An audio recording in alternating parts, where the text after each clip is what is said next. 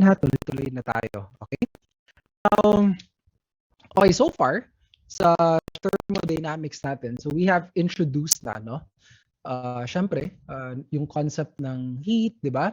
How it affects temperature, so yung mga iba't ibang temperature scales, paano ba kino-convert yung ganitong temperature to ganitong temperature, ganitong delta T to ganitong delta T, and ano yung mga formulas natin sa thermal expansion. Okay?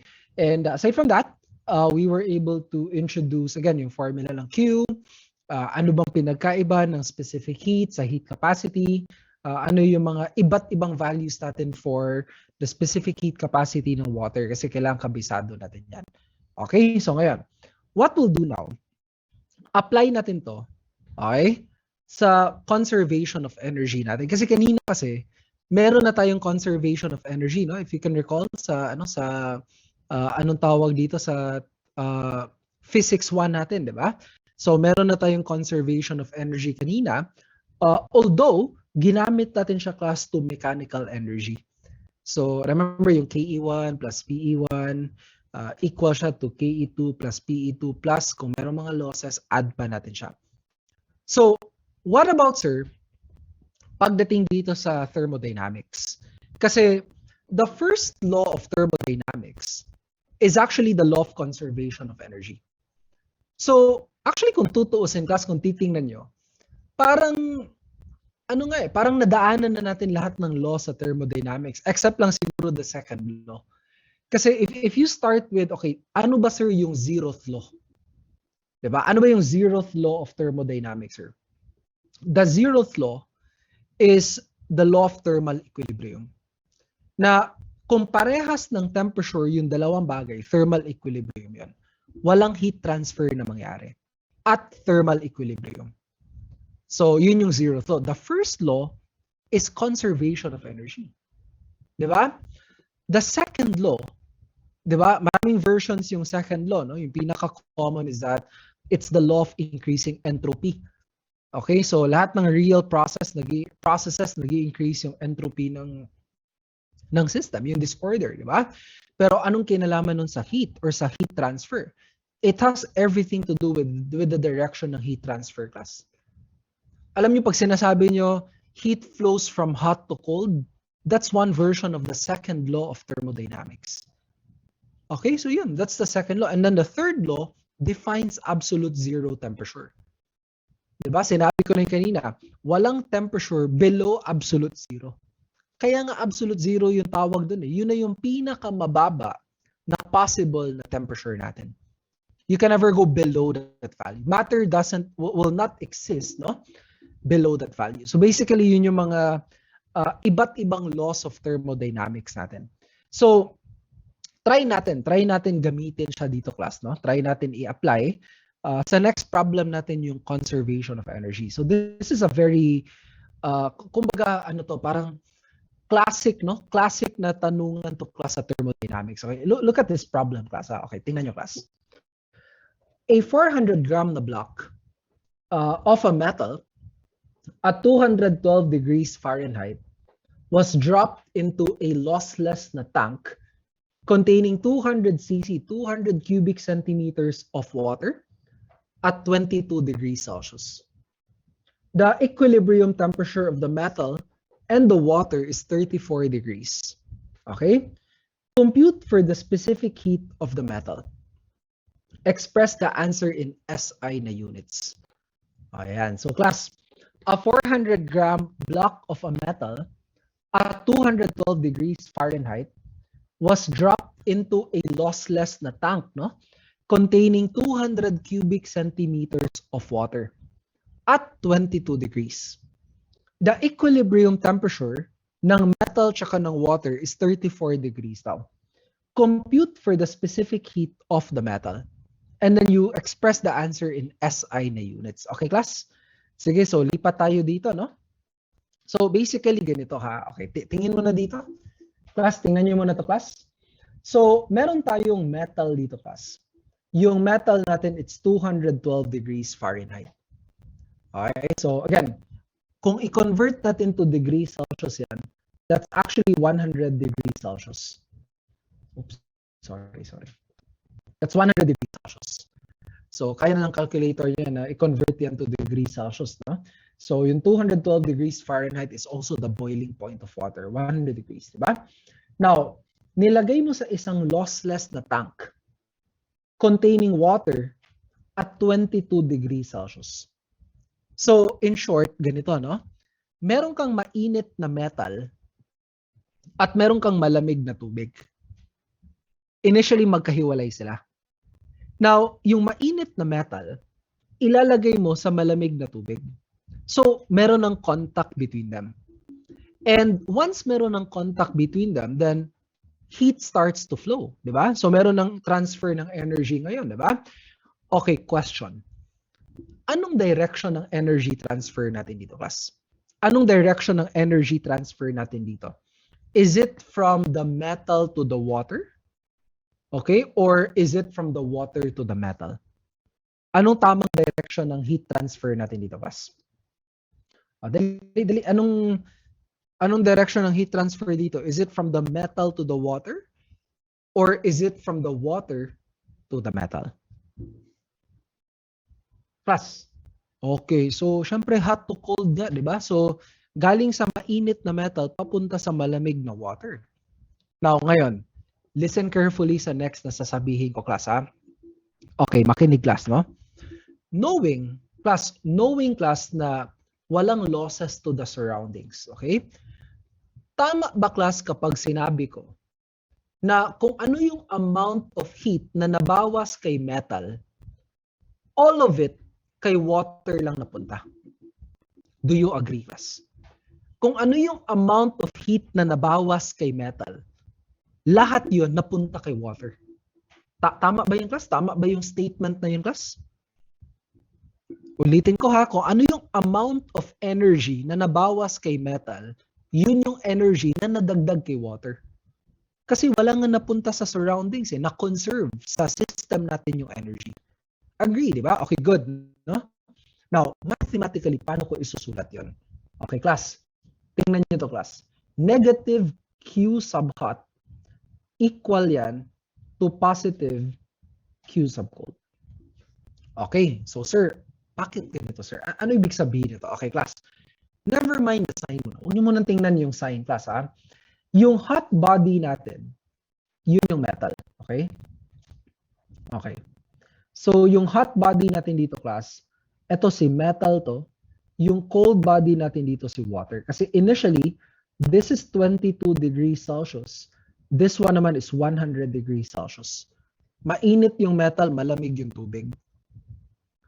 Okay, so again, never mind the sign muna, diba? We know that energy flows in that direction. So again, huwag niyo munang tingnan yung sign. Kung anong energy na nabawas kay metal, equal, yun yung napunta kay water. Kaya inequate natin. Sir, bakit ito negative? Bakit ito positive? Kasi yun yung sign convention natin, class, for Q. Class, yun yung sign convention natin for heat. When heat enters the system, okay, class, when heat enters the system, positive kasi yung Q na ginagamit natin. Okay? Negative naman, class, yung Q when heat leaves the system naman, class. Okay? So, tingnan nyo, class, ha? When heat enters the system, positive yung Q natin. When heat leaves the system, palabas yung energy, dun siya magne-negative. Now, heat is leaving the hot body.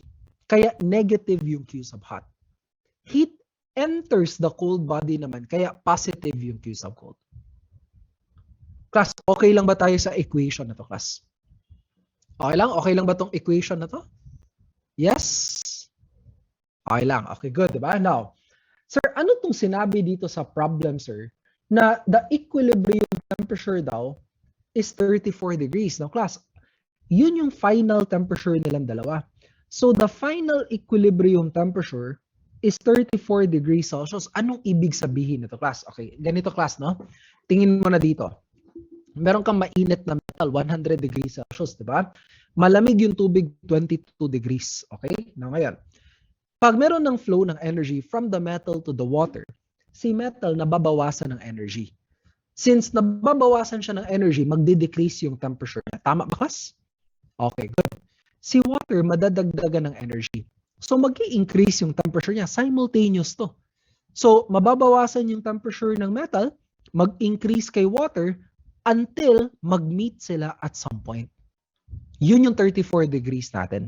Doon mag-meet yung temperatures nilang dalawa. And kung same na sila ng temperature, zeroth law, that's thermal equilibrium. And a thermal equilibrium, mag-stop yung heat transfer. Sir, bakit nag-stop yung heat transfer natin dito, sir? Syempre, wala nang mas mainit, wala nang mas malamig. Walang heat transfer na mangyari. Okay? So class, okay lang? Naintindihan ba yung scenario dito, class? Okay lang. Okay, good. So, anong hinahanap? Ano daw yung specific heat capacity ng metal? And you want to express the answer in SI na units. Okay, no problem. So this will be negative Q ng metal. So tingnan nyo ha, MC delta T ng metal. This will be equal class to positive Q ng water. So MC delta T ng water naman to. Okay, and what are you looking for dito, class? We're actually looking for this. Yun yung gusto nating ma-solve. Okay, so paano ba natin kukunin yan? Wala, plug in the values. You substitute the values lang. So this will be negative, no? Okay, we want everything to be in SI. So this will be 0.4 kilograms times unknown yung specific heat capacity ng metal. Anong change in temperature ng metal? Okay, class, tingin mo na dito. Final minus ito yung initial niya. Okay, so this will be 34 minus initially 100. Kala ko ba naka-SI, bakit hindi natin ginawang Kelvin? Walang problema kasi delta T naman yan, di ba? Pag kinonvert mo to Kelvin, ganun lang din. Exactly the same. No? Now, ngayon, ano sir yung mass ng water? No? The problem dito is wala tayong mass ng water. Instead, binigyan ka ng 200 cubic centimeters. 200 cubic centimeters. That's volume. Hindi yan mass. Volume yan, di ba? So, para makuha natin yung mass ng water, nako, kailangan kabisado din natin to, di ba? You need to know then, ano bang density ng water, class? O, anong density ng water, class? Ano yung alam natin na density ng water? O, sir, hindi binigay. Kasi dapat alam na natin yan, di ba? Anong density ng water? Ha? Uy, density ng water. So you can use 1 gram per ml, di ba? Tama? Okay. Or dapat kabisado nyo to, class, 1 gram per cubic centimeter per cc.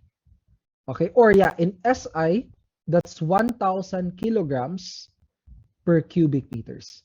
Or that's also equal to 62.4 pound mass per cubic feet. Yun yung mga iba't ibang values ng density ng liquid water. Okay? So again, kailangan memorize natin to. So, alam natin, class, that density, okay, is mass per unit volume. So therefore, yung mass, that must be density multiplied by the volume lang. Okay, so ano yung density natin dito, class?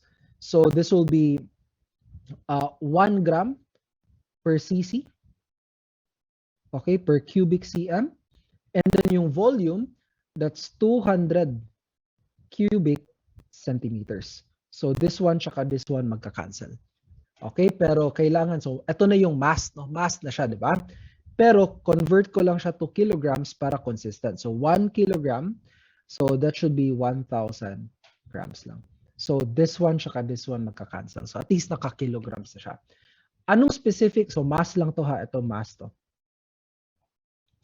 Anong specific heat capacity ng liquid water? O sir, walang binigay sa problem.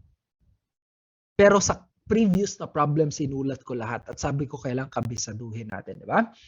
4,186 joules, okay, per kilogram Kelvin.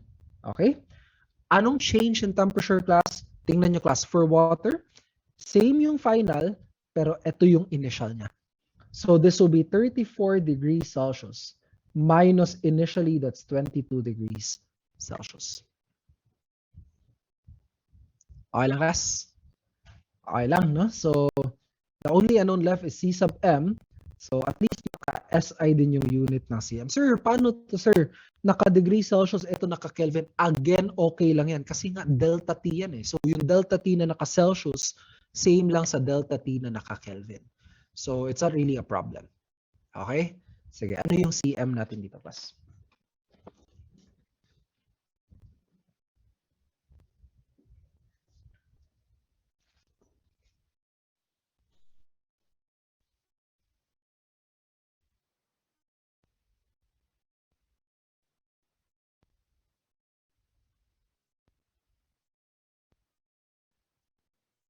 Calcu.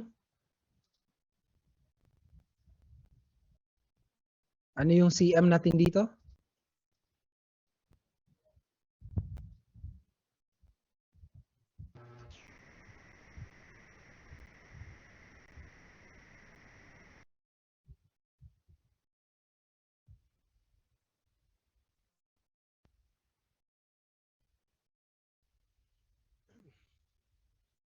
Class ilan? Dali. Tama ba to? 300. Uy, ba't iba-iba kayo ng answers? 380.380.55. Tama? So 300, okay, good, that's good. 380.55, no? Okay. Syempre, naka-SI to. So joules, tapos per kilogram, Kelvin. Okay, so 380.55 joules, tapos per kilogram, tapos Kelvin. Okay, so yun yung ano natin. Okay lang? Sige. Okay, okay.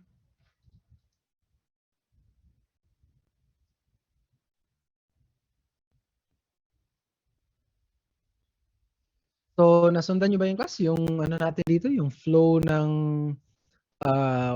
yung solution natin. So, okay lang, no? So, 380.55, okay, joules per kilogram Kelvin. That's, again, when you say negative Q hot equals to positive Q cold, that's one version. That's another version of the second law of thermodynamics. Sorry, that's another version of first law, conservation of energy. Okay, so as applied lang sa heat transfer. So ginamit natin yung conservation of energy, again, as applied lang to heat transfer. Okay?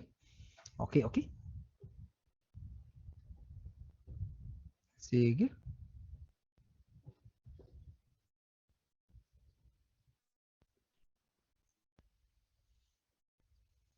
Okay.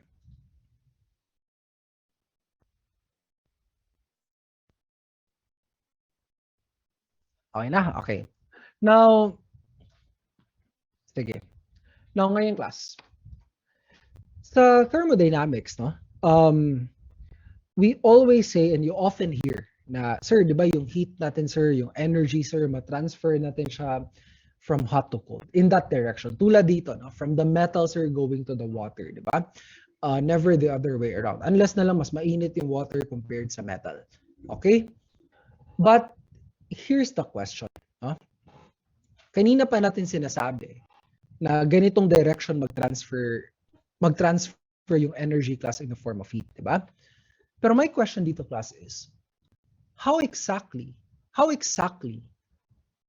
nakakapag-transfer tayo ng heat?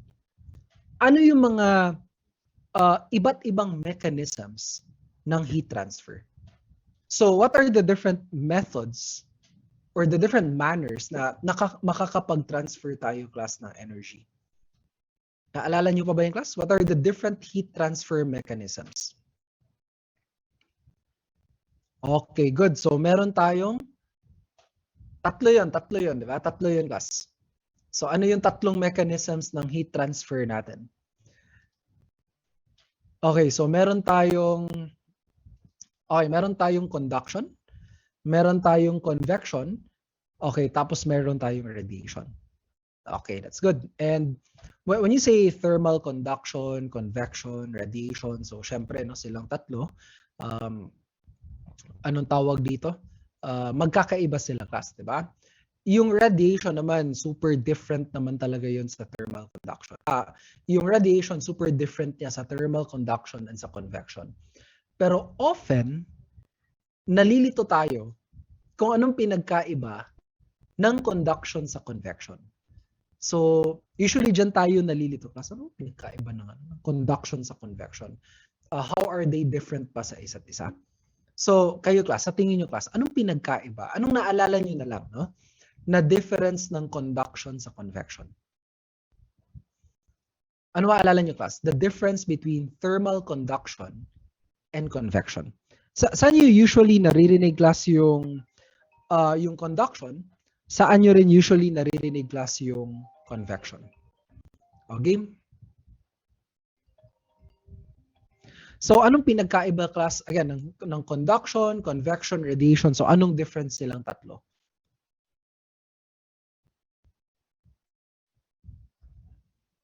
Anybody?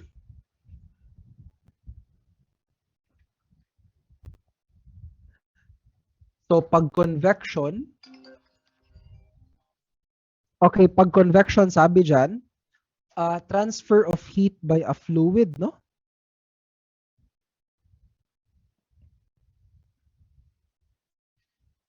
Okay. What about conduction? Sige nga, what about yung thermal conduction class?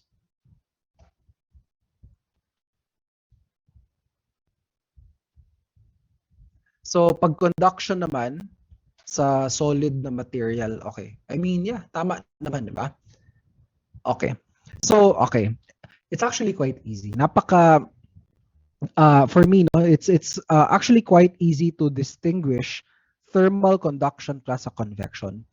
And the reason why medyo madali lang siyang i-distinguish class kasi there's one thing lang na kailangan yung tingnan. Okay. I-ano ko muna to class, i-erase ko na to ha. Okay. Isa lang yung bagay na kailangan yung tingnan class. Okay, wait lang. I-move natin to dito. Okay. Sige. And then I guess i-ano siguro natin to. Parang yung ginawa natin kanina na parang i-table natin siya. Okay. So, ano to? By the way, class, are you okay with again, are you sure na okay lang kayo sa format ng class natin today? Na may problem, may example, and then habang sinusolve doon natin dinidiscuss yung concepts, or are you more comfortable na gusto nyo may PowerPoint talaga ng concepts and then define muna natin and then yung classic na approach na ano mas gusto nyo? Yung ganito or yung ganong classic style class? Para at least alam natin next time no, kung anong adjustments natin. So okay sa inyo yung ganito? Okay, sige. Okay lang, sige. Yeah, ako personally class mas gusto ko rin yung ganito na na diretso na para kasi pag ganun kasi yung gagawin natin.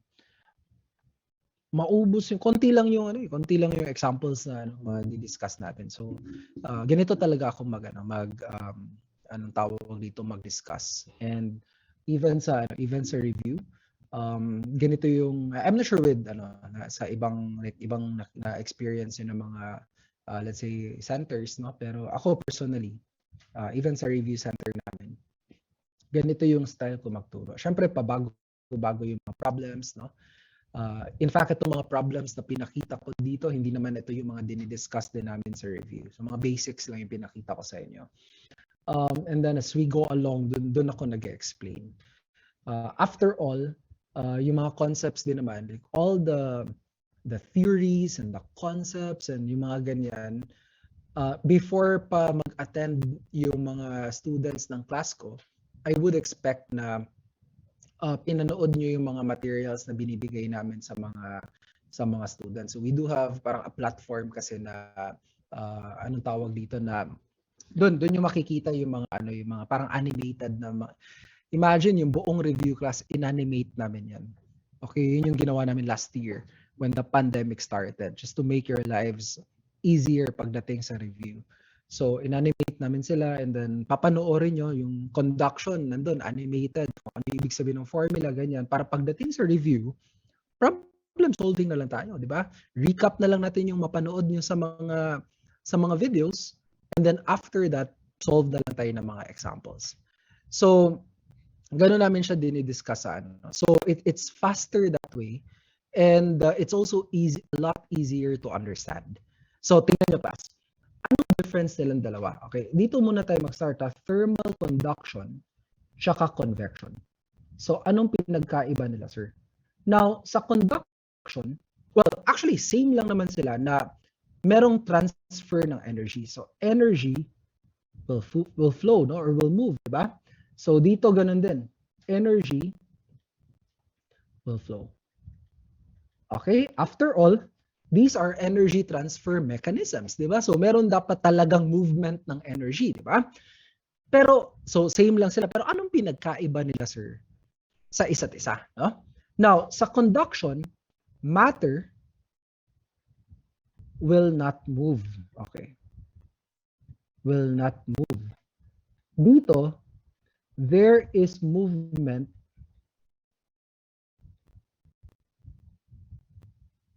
of matter. Okay, no? Okay lang. So, grabe, napaka-clear na nito, class, di ba? Sa conduction and sa convection, same lang, ha? Merong flow, merong movement ng energy. Okay? Pero sa conduction, yes, nag-flow yung energy, pero walang movement ng material. Walang movement ng matter. Sa convection kasi meron. Convection means energy travels along with a moving substance. Kaya nga class, sinabi nyo, nasa chat box natin, di ba, na yung convection, sir, sa mga liquids, sir, well, in general, convection is often associated to fluids. Anything that flows, di ba? Kasi nga may flow dapat ng matter. So, whether it's a liquid or a gas, di ba? Basta may movement ng matter. Kaya si conduction din, often ina-associate natin sa mga solids. Diba? Kasi yung thermal conduction naman, class, okay? Yung thermal conduction naman, again, walang movement ng matter eh. Diba? So, kunyari, solids, walang movement ng particles natin. Diba? Okay, so yun yung difference silang dalawa. Example, ha? Example. May kawali kayo, nagluluto kayo, class, no? So, let's say ito yung kawali natin, class. Ayan. Yan, okay. Sorry sa drawing. Yan yung kawali natin, di ba? And then may apoy dito. Okay, may apoy dito, di ba? So ngayon, class, etong part na to, syempre mainit yan. Kasi metal yan eh. Metals are very good conductors ng heat, di ba? So mainit yan. Now, etong part na to, syempre initially malamig to. Let's say may cast iron ka na pan, di ba? So, bakal lang lahat yon. So, kaya ingat, no? Kasi pag ginawa ka, no, pwede tayo mapasok dun eh, di ba? So, mainit to. Ito, initially malamig. Now, ngayon, class, habang tumatagal, class, energy will flow in this direction. Di ba? From hot to cold. Dadating yung panahon, class, pag naka-expose lang yan sa apoy, dadating yung panahon, class, na itong part na to, iinit at iinit to. Okay, so it starts to get warm and then eventually, kasing init na siya, class, nitong base ng pan natin. So tingnan nyo, class, ha, merong flow ng energy from this point up to this point. So check to, no? Merong flow ng energy. Pero, may movement ba ng matter dito? Plus, meron bang part ng frying pan na to? May part ba dito na pumunta doon? Class, meron ba, class? May part ba ng pan galing dito na lumipat papunta dito? Wala naman, di ba? Tama ba, class? Yung matter natin is intact. Walang gumalaw na matter dito, class. Pero merong flow ng energy. That's conduction. Class, naintindihan ba, class? Ganyan yung conduction, class. Merong flow ng matter, pero again, walang movement ng energy. Clear ba yan? Class, may clear, class. Ano? Clear? Yes. No. Okay, sige. Okay, ayos. Sige, sir, paano pala pag convection, sir? Convection is different. Kasi, okay, burahin ko to. Ay, sorry. Okay. Every time na nagpupunta ako dyan, kasi kasama ko yung mga students palagi mag-dinner, no? Or mag-lunch dun sa ano nga yung pansit na ano, yung dinadala nila ako dun sa, hindi ko nauubos yun, no? Yung sobrang daming ano. Okay, so, pero ang sarap, nakakamiss, no? Nakakagutom tuloy. Okay, class, kunyari may apoy, class. Okay. Nag-ano kayo, anong tawag doon? Nag-campfire kayo. Ayan. So, nag-camping kayo, tapos may, gumawa kayo. Marunong ba kayo gumawa ng apoy, class? Class, marunong ba kayong gumawa ng apoy na, kunyari, wala kayong lighter, walang anything. Kaya nyo bang gumawa ng apoy, class? Yes, yes. Okay. So, pag hindi, no? Ano yan, diba? Life skill dapat yan, diba? It's a skill na dapat alam nyo. Okay? So, kunyari, ito yung apoy natin. Okay? So, parang ganyan. Now, ngayon, class. So, nag-camping tayo, no? Gumawa tayo ng apoy, gumawa tayo ng mga kahoy, diba? And then, with walang lighter, walang anything, walang posporo, no? We were able to make a fire. Okay? That's an important life skill, di ba? Okay. So ngayon, class. Obviously, pag nagka-camping kayo, anong niluluto nyo pala, class? Like, anong bit nyo na ano? Anong ginagawa nyo sa, try nyo naman mag-camping or kunyari sa bundok, sa beach? No? So, okay. Lechon kalapati? Ha? Anong? What do you mean by lechon kalapati? As in yung kalapati na, seryoso ba yun? Wild. Seryoso yun? May, as in, anong lasa nun? Parang ano yun? Parang manok ba yun? Ganun? Really? Okay. I learned something new today, no? Na pwede palang ilechon yung kalapati. Okay? So, anyway, grabe ang wild. Okay, so, ngayon class, lahat naman lasang manok, no? So, ngayon class, tingnan nyo class, s'mores, sabi dito s'mores daw. Yung marshmallow nyo, no? Na, sige, yung s'mores nila, okay. Kunyari may marshmallow kayo. Ayan. Na tinusok nyo sa isang stick, di ba? Tapos nandito kayo, class. Ayan, bit nyo yung marshmallow nyo, di ba? Now, take note na yung air class na nandito, directly class above the flame or within the vicinity ng apoy class, it's warmer, mas mainit yan compared class sa air na nandito na mas malayo sa apoy natin. Diba? So, syempre, diba? And we all know class, alam naman siguro natin, diba, that warm air rises. Yung warm na air class always umaangat yan. Sir, bakit ganun, sir? And then yung cooler naman class na air, babagsak naman yan. Diba? Siya naman yung bababa and then siya yung maiinitan ng apoy and then of course the cycle will continue, diba? Kasi yung mainit na air pagdating dito eventually lalamig din siya and then diba it's a cycle, no? So merong basically parang merong cycle class ng air in this manner. Diba? So and then dito din ganun din siya. So there's warm air na umaangat. Bakit ganun? Kasi of course, the warmer class the gas is, Charles' law sa chemistry natin, di ba? Mag-expand. So mag-increase yung temperature is proportional, volume, is proportional to temperature. So pag nag-expand yung gas natin, di ba? Oops, sorry. Okay. Pag nag-increase yung volume niya, it becomes less dense. So mas magaan yung warmer na air compared dun sa mas mabigat na cooler na air. Okay, relative sa isa't isa. Okay, so ngayon, kung merong warm air na dumadaan, 'di ba? Sa s'mores natin or sa lechon natin, 'di ba? I'm from Cebu, so yung nililechon namin doon baboy, no? Okay, so mga 8 oras niluluto 'yun, 'di ba? Paikot-ikot lang, okay? So if yung merong warm air na dumadaan doon, then again, merong flow ng energy. But at the same time, merong flow ng matter. In this case, yung air. Unlike sa kanina class na wala. So this is convection. Kaya nga we often associate convection sa mga fluids natin. Okay? Class, naintindihan ba class? Nakuha niyo ba yun? Okay lang?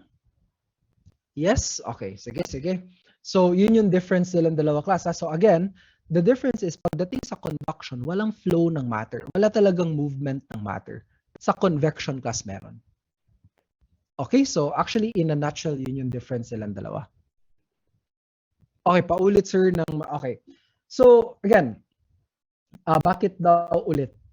Sabi dito, bakit daw ulit yung warm air umaangat? Kasi nga, pag nag-increase yung temperature class ng air, di ba, mag-increase din yung volume.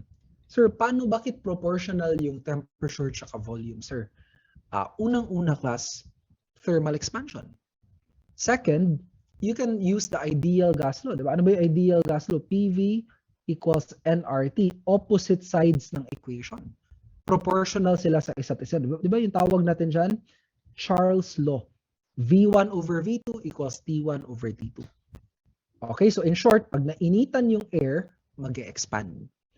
Pag nag-increase yung volume, magde-decrease yung density.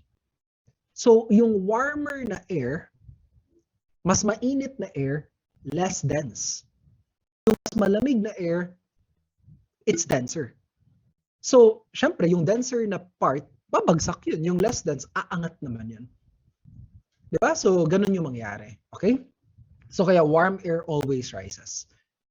Grade school pa lang tayo, alam na natin, warm air rises. Di lang natin alam kung bakit. Diba? It has something to do lang with Charles law and density. Okay? Okay lang? Yes? Okay. Sige, sige. So, actually, anong tawag dito? In terms of the formulas naman class, no? So, yung formula na ginagamit natin for conduction, okay, tingnan nyo class, isulat ko yung formula dito. The law of thermal conduction, Q over T. This is, okay. Sir, ano tong Q over T na to? It's the amount of heat transferred through conduction per unit time. So, this is equal class to K times area times delta T over L. So, ano tong K? K is the thermal conductivity. Depende yan sa material. A naman class is the area na naka-expose class sa heat transfer. Delta T, syempre, the temperature difference over ano yung L, gaano kalayo yung temperature difference sa isa't isa. So, yan yung formula na kailangan natin tandaan. And I'll show you something lang. I'll see if ma-share ko ba to sa inyo ha, para ano. Para makita nyo lang class na ano yung mga bagay na nakaka-affect sa thermal conduction. Okay. So basically, ito yan. No?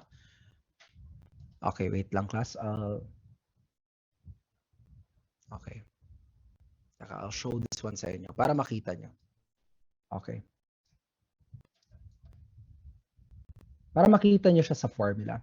So this is thermal conduction. And i-mute ko lang yung ano ha, yung audio. Okay, pero ito yung mga ano, ganito yung mga videos namin. So okay, if you look at the different di ko pa nabura to. So if you look at the different factors na nakaka-affect sa thermal conduction, di ba?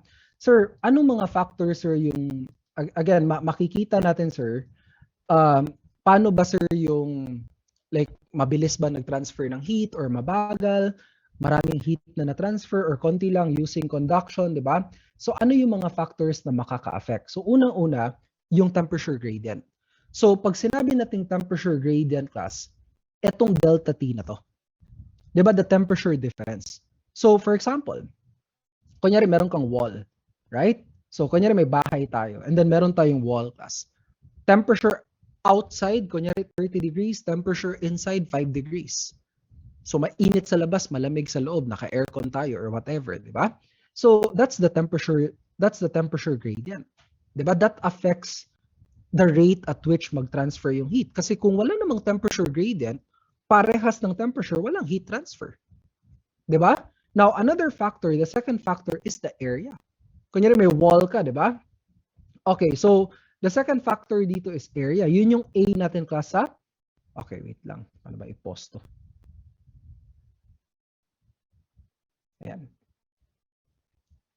Okay. So, tingnan nyo class ha. Ito naman yung pangalawang factor natin class, yung area natin. So, the greater the area, okay, more heat is needed kung papainitin natin yung nasa loob. Diba? Or Kung gusto natin class na papalamigin yung nasa loob, ma-maintain natin inside, then the smaller the area, the better, para mas konti yung heat na makapasok. So, yung area makaka-affect din niya, class. Right? Now, aside from that, sir, what about yung path length naman natin, sir? Ano naman yung ibig sabihin, sir, ng path length? So, yun naman yung L natin. Ano ba yan? Okay, yun naman yung L natin dito, class. Kunyari yung kapal ng wall natin. So, kung mas manipis yung wall, syempre, mas mabilis yung heat transfer. 'Di ba? Pero kung mas makapal yung wall natin, mas matagal mag-transfer yung heat. 'Di ba? So, basically, when you say L, okay, it's the distance between the two surfaces na magkaiba yung temperature. So, yun yung makikita natin dito, class. Ito naman yung L. Okay? And then, of course, yung last factor natin dito na makaka-affect sa thermal conduction is the property ng material. So, sa formula natin, class, yung property ng material, yun naman yung thermal conductivity na K. So, merong mga bagay na mas conductive sila, tulad ng metal, 'di ba? Kaya wala kayong makikitang bahay no na gawa sa metal lang kasi those are very good conductors ng heat. So, if those are very good conductors ng heat, class, anong mangyayari? Kung mainit sa labas, malamig sa loob, mabilis makapasok yung heat. Kung malamig naman sa labas, gusto mo mainit inside, madaling maka-escape yung heat naman, class. Kaya we use other materials like wood, bricks, 'di ba? Yun yung mga ginagamit natin. Kung gagamit ka talaga ng metal, kunyari sa roof ng bahay natin, lalagyan natin, class, ng insulation. 'Di ba? So that way, you try to lower down the thermal conductivity. 'Di ba? So it's the same principle kapag kunyari nasa isang malamig kayo na place, 'di ba? Magsusuot kayo ng fleece na jacket, 'di ba? Kasi those are materials, class, na sobrang baba ng thermal conductivity K nila. Okay, so ito yung magiging, again, basically ito yung formula natin. So all of the factors na na-mention natin, so makikita natin dito yan. Okay, so it makes sense, 'di ba, na para siyang ganyan. Okay, so yun yung mga yun yung mga concepts na kailangan yung tandaan. Okay? And what about, sir, sa convection? So Q over T, the rate of heat transfer through convection, it's equal to H times area times delta T naman, class. So H is the convection coefficient, A area pa rin yan, delta T is the temperature difference. So actually, kung tutuusin, parang magkamukha, no? Yung mga formulas natin dito. Okay? A delta T over L. Nawala lang yung delta T. Nawala lang yung over L. So, pero parang magkamukha sila. And by the way, class, etong nakikita nyo dito, class, na K, saka etong H na to, that should be given sa problem. Okay, mag-alala na baka sabihin, sir, ang dami namang kailangan kabisaduhin ng mga constants. Grabe naman, di ba? Yan namang, class, that should be given sa problem. Dapat ibibigay yan sa inyo. Okay? Sige. Now, sir, what about the third one? Meron pa kasi tayong isa pang method ng heat transfer, class, no? So, meron tayong tinatawag na radiation. Okay, sir? Paano to, sir? What about radiation? Diba? So, ito yung third na heat transfer mechanism natin that's quite unique kasi ito yung heat transfer natin, class, or energy transfer using electromagnetic waves. Okay, so, class, what can you remember about electromagnetic waves, class? How do you define ba? Sige nga, tingnan niya natin kung naalala niyo pa mga ECE, no? Kayo yung tanungin ko dito sa inyo. Ay, sorry. Sa inyo tong question na to, ha? How do you define electromagnetic waves? O, dali. Ano ba ibig sabihin ng electromagnetic waves? How do you define electromagnetic waves, class? Mga ECE, ano ibig sabihin ng electromagnetic na waves? Ha?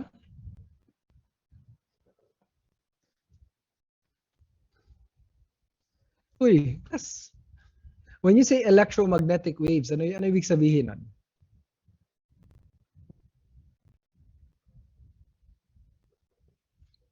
Wala. Give me an example na lang ng electromagnetic wave.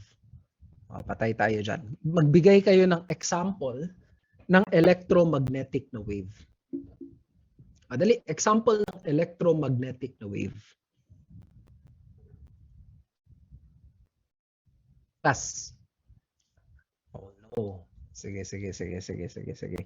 Ang nandiyan pa ba kayo? Parang di na kayo namamansin ah. Okay, so sige.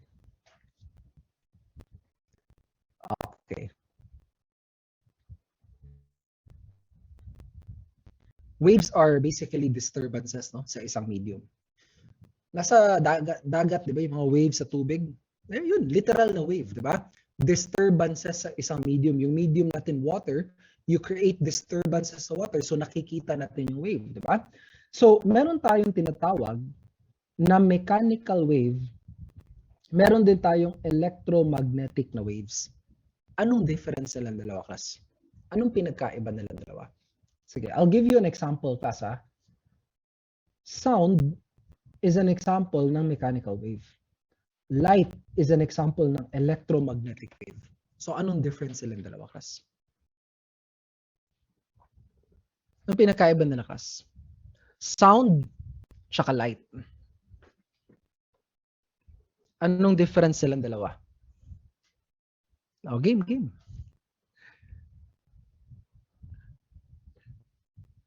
Oh, yan pa lang. I mean, dyan dapat makikita nyo na okay, ito pala yung pinagkaiba no, ng mechanical wave sa electromagnetic wave.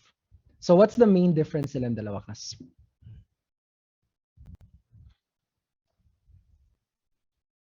Okay. Sabi dito, sound, sir, is more on the vibrations. Mas mabilis yung light. Syempre, mas mabilis talaga yung light. Okay. Sound cannot travel through solids. No, that's not true.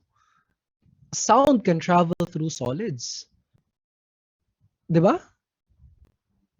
Yung gitara nyo, yung along a string, 'di ba? So, yung piano, 'di ba? String na instrument pa rin naman 'yun. So, through solids pa rin naman 'yun, 'di ba? Okay. Ano pa? Sound can travel in solids, liquids, and gases. Walang question doon. Magkakaibang speed nga lang, okay? Wala pa rin, class. Difference ng mechanical wave sa electromagnetic wave. Pag electromagnetic waves, sir, approximately speed of light. Yeah, okay, let's say in general, mas mabilis yung electromagnetic kaysa sa mechanical. Pero hindi yun yung hinahanap natin na difference. It has something to do with the material kung saan sila magta-travel. Class.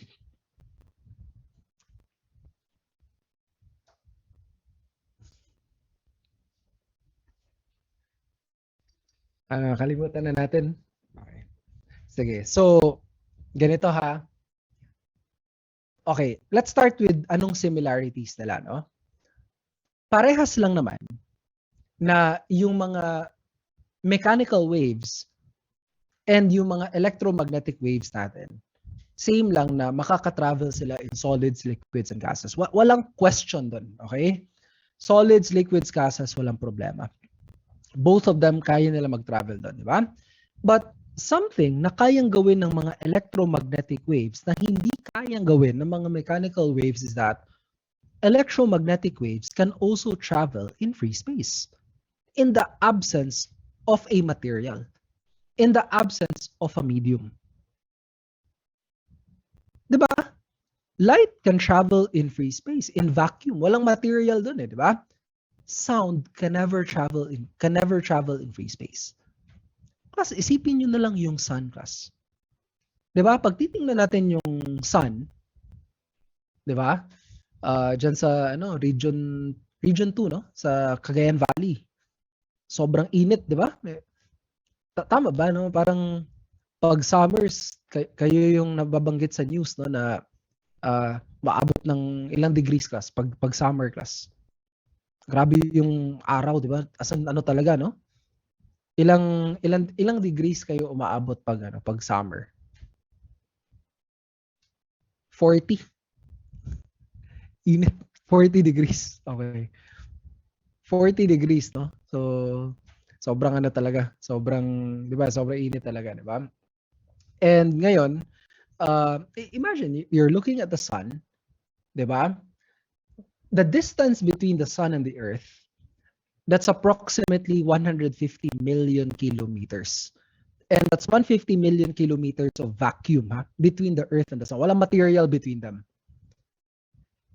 Yung light na galing sa Sun, nakakarating sa atin yan. Di ba? Yung visible light, infrared, ultraviolet, galing sa Sun, hanggang dito nakakarating yan. In fact, it's a very good source of energy, no? If we're able to capture that and convert that into something na useful. Right? So, nakakarating dito yan, class. Pero, pag tinitingnan nyo yung sun, class, may naririnig ba kayo na sound? Class, di ba pag tinitingnan natin yung sun, parang naka-silent mode, di ba? Wala tayong marinig na sound. It doesn't mean na wala siyang sound na na-produce kasi you have to remember that the sun is an ever exploding object. Diba? It's a continuous na explosion. It's one big ball of an explosion.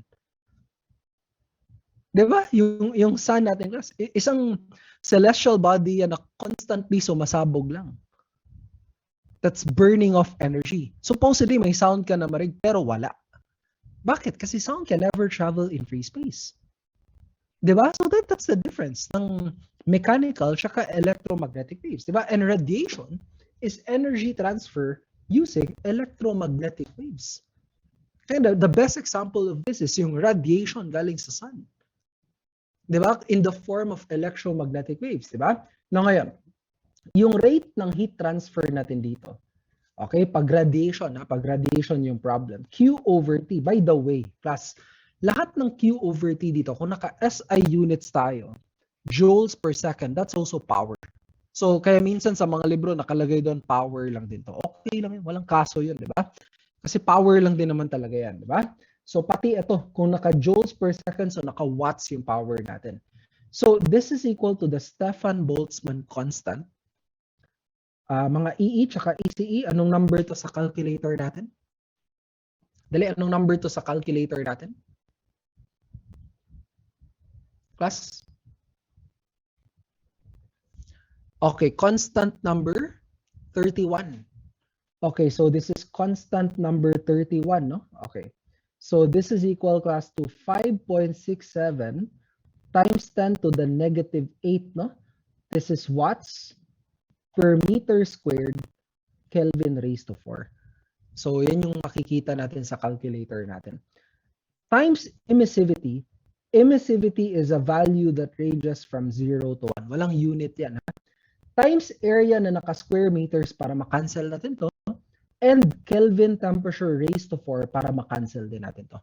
So again, this is what we call as the Stefan-Boltzmann law of radiation. So ito yung mga formulas na kailangan natin tandaan. Now class, tingnan nyo to, class. Okay, tingnan nyo to, class, ha. Pag 0 yung E natin, everything becomes 0. So walang radiation na nangyari. So pag 0 yung E, that's an ideal reflector of energy. Pag 1 yung E natin, so maximum naman lahat kasi maximum yung E, di ba? That's an ideal radiator of energy. An ideal radiator, sorry, wrong spelling. An ideal radiator of energy is also an ideal absorber of energy. Yan yung tinatawag natin as a black body naman, class.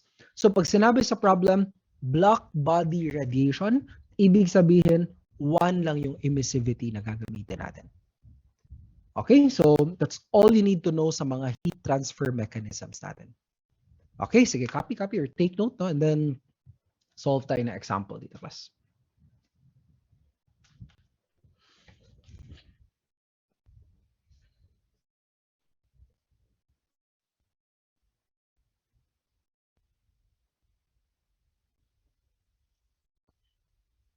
Okay lang? Okay pa tayo dyan? Kaya pa? Okay.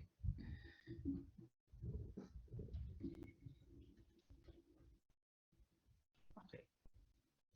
Sige, no? So, okay na?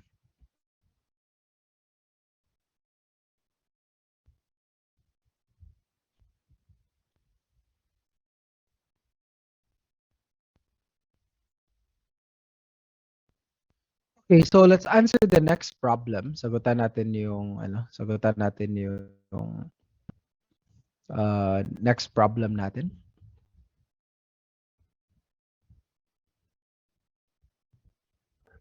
Okay. Let's go to ito na, no? Okay. So parang sir, parang medyo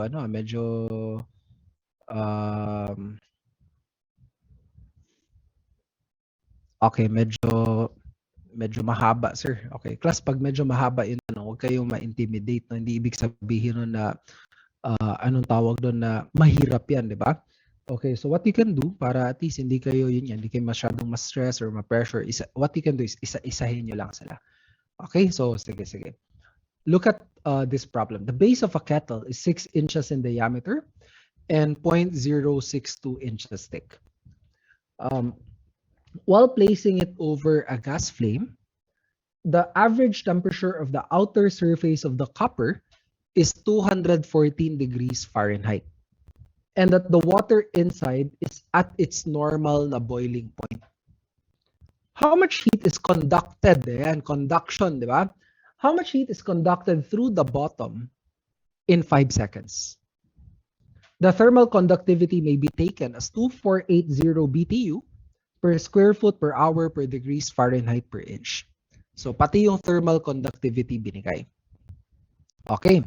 So, ngayon class, sige, i-draw natin para mas madali nating maintindihan to, no? So i-draw lang natin siya. Okay, tingnan niyo to class ha. The base of a copper kettle is 6 inches in diameter. So mag-draw tayo ng yung base daw ng dito ng takore, no? Okay, so kunyari ito yung base ng kettle natin. Okay, so parang ganito. Okay? And then may itsura ng takore class, parang ganyan. Okay, and then basta ganyan siya, no? And then may water inside. Ay, sorry, ano nangyari? Okay, may water inside, so may tubig sa loob, parang kunyari ito 'yon, no? And sabi dito sa problem, class, no? Yung diameter nito 6 inches daw in diameter. So ilagay natin, di ba? Yung diameter 6 inches. Okay? So 6 inches in diameter. And yung thickness, it's 0.062 inches daw yung thickness niya. Okay? Now, while placing it over a gas flame, no? The average temperature, so may apoy dito sa ilalim, the average temperature of the outer surface ng copper, so etong surface na to, class, etong surface na to, yung nasa labas ha, yung temperature daw nito, 214 degrees Fahrenheit. Okay? And the water inside is at the boiling point. Ano nga yung boiling point ng water, class? Class, ano yung boiling point ng water? Class, ano yung boiling point ng water? 100 degrees Celsius, di ba? Or in Fahrenheit, okay, that's 212. So kung 212 degrees Fahrenheit to class, then itong surface na to, this must be at 212 degrees Fahrenheit as well. Naka-Fahrenheit tayo dito class, okay? So itong surface na to, pwede nating sabihin na okay, 212 degrees Fahrenheit din pala yan. So ngayon class, tingnan nyo class, mas mainit yung surface na to compare dito. So, natural, merong heat na mag-flow in that direction. From hot to cold. Galing sa labas papunta sa loob. So, how much heat is conducted in a span of 5 seconds? That's the question. How much heat is conducted in a span of 5 seconds? Okay, so yun yung hinahanap pala natin dito. Ano yung Q? Okay? After 5 seconds. So, yun lang. And then gagamitin lang natin dito yung formula class ng thermal conduction, di ba? So, Q over T, no? Ayusin natin. Ay, sorry. So, again, gamitin natin yung formula ng thermal conduction. So, Q over T, this is equal class to, asan na ba yun? K times A times you have delta T plus over L. So Q over T, this is equal class to K times A times you have delta T divided by L. Okay, so yun na ngayon yung formula na gagamitin natin. And then you just plug in values. Plug in lang natin yung mga values. So, again, we're looking for Q. So I want to cross multiply time sa kabilang side. So KA times time, tapos you have delta T plus over L. And then again, let's substitute the values now. So ano yung K natin dito, class? Kopyahin lang natin yung K. Ito, no? So 2,480 BTU, no? Kopyahin yung class, pati yung unit, ha? Okay. Per square foot, okay? Per hour, tapos per degrees Fahrenheit over inch. Okay? So para siyang ganyan.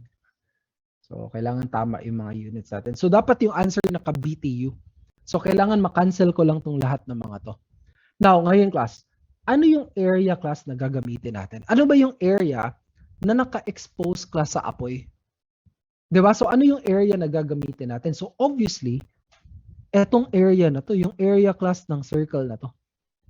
'Di ba? So diyan mag-conduct yung heat sa buong base ng kettle natin. So ano yung area class ng circle? So pi in terms of diameter, pi over 4 d squared. 'Di ba? So pwede ko tong isulat as pi over 4 yung area. Ano ba yung diameter diyan? 6 inches or I can just say 0.5 feet, 'di ba? Tapos squared. Okay? So yan yung area na ginamit natin. So that means okay, this one tsaka this one magka-cancel. Times the time. Ano yung time? 5 seconds. How much heat is conducted in 5 seconds, 'di ba? So this will be 5 seconds lang pero kailangan naka-hours, no? So there's 3,600 seconds in a span of 1 hour. So this one cancel, this one tsaka this one will cancel as well. So okay na rin yung time. So delta T na lang. Ano yung temperature difference? Anong temperature difference nilang dalawa? That's 2 degrees Fahrenheit. Diba? So this will be 2 degrees Fahrenheit. Over, gano'ng kalayo yung dalawang surfaces na magkaiba yung temperature. So over 0.062 inches. Okay? So class, tingnan nyo class. Degrees Fahrenheit per inch, pati ito magka-cancel yan. So consistent na lahat yan. Diba? So makukuha nyo na ngayon yung Q na naka-BTU dapat.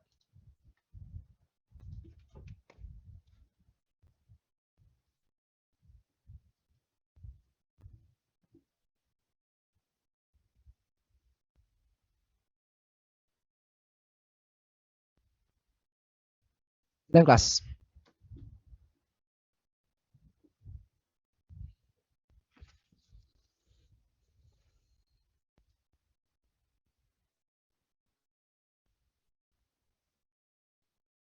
So 40, 43,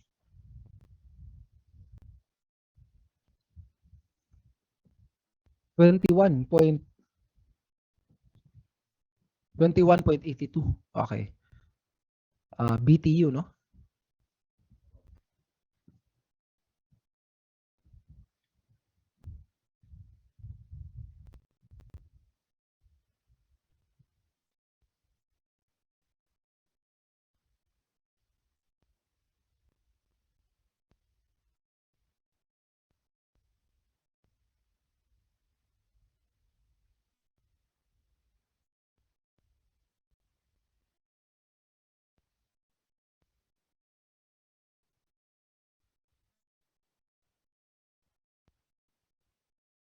Okay lang, class? Okay.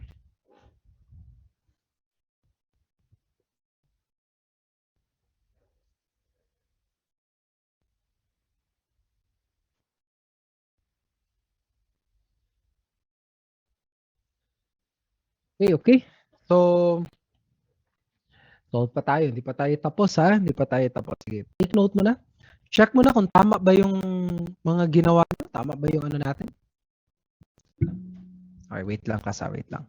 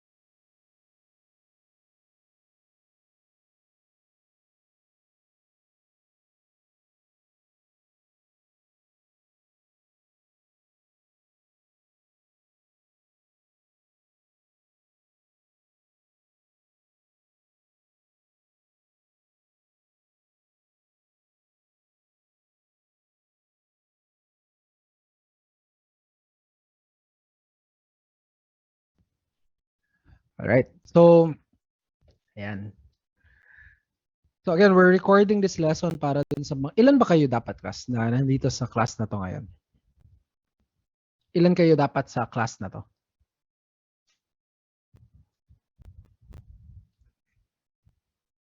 Ilan ba yung nandito ngayon? 150? Ilan kayo dapat? Like in total, ECE, EE, tsaka civil? Sino yung wala ngayon sa class natin? Ilan yung absent?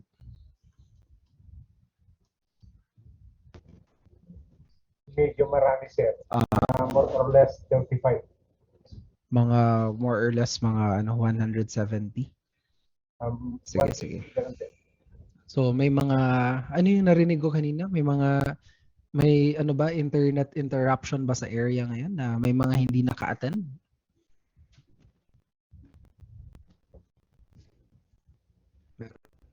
Okay. Sige. Okay. Now, okay, so again, what we'll do, para dun sa mga hindi naka-attend, so I'll send the link sa anong tawag dito sa recording. At saka kung gusto nyo ulitin ha, mag-send ako ng link sa recording ng class kaninang umaga, tsaka this afternoon. And I'll send it to sir para ma-disseminate sa inyo yung link. So, just make sure lang na once na-sendan kayo ng link, you're not supposed to download the I'll send a YouTube link para dun sa YouTube, and then kayo lang yung makakapanood kung sino lang yung may link. So kung sino lang yung enrolled sa sa class natin, okay? And siguro it's just a reminder lang siguro na once meron kayong link to the classes, just watch it through the link na lang. So wag niyo i-download kasi you're not supposed to download and distribute yung mga classes natin. Okay? So hindi ko alam kung paano yung kahapon. Hindi ako aware na recorded siya. So again, if ever na meron kayong access to the classes, for copyright reasons lang, please do not distribute yung mga classes natin. So intended lang kasi yun para sa inyo. Okay? So I hope you guys will understand, no? Nasa din naman natin yan. Okay lang ha? So wag niyo lang i-distribute to people na again hindi naman intended na kung hindi naman intended sa kanila yon. Okay? Hindi ko rin alam na recorded pala yung yung sessions. So okay, anyway, sige. Enough about that. Let's go to economics. May isang oras pa tayo na when I discuss economics. So actually yung lesson natin dito class, this is good. Pag dinidiscuss ko siya sa review, it's good for 6 hours. Minsan nga 7 hours kami nagdi-discuss na. 2 sessions yung economics natin. So I only have sobrang limited ng time na magkasama. Kung ano na lang yung ma-discuss natin, okay?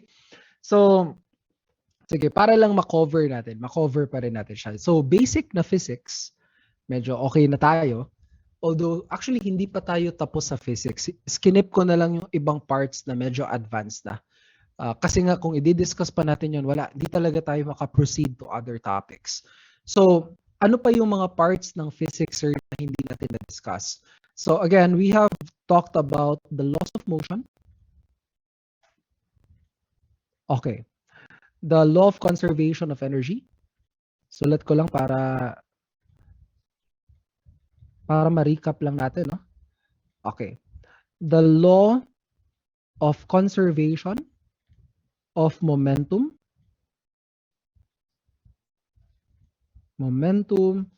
Now, kalimutan ko pala dito sa taas. Ay, ano nangyari?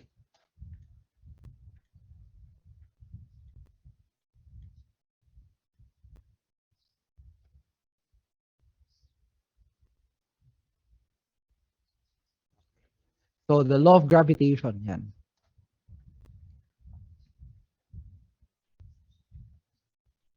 Okay, no? So, tingnan nyo klasa. Ito yung mga na-discuss na natin so far, okay? Now, after nito, okay, so after nito class, okay, ito siya. Sige, check, tapos check, di ba? Okay.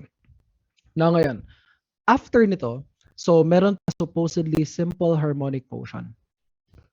Okay, simple harmonic motion. Okay. So, meron tayong waves.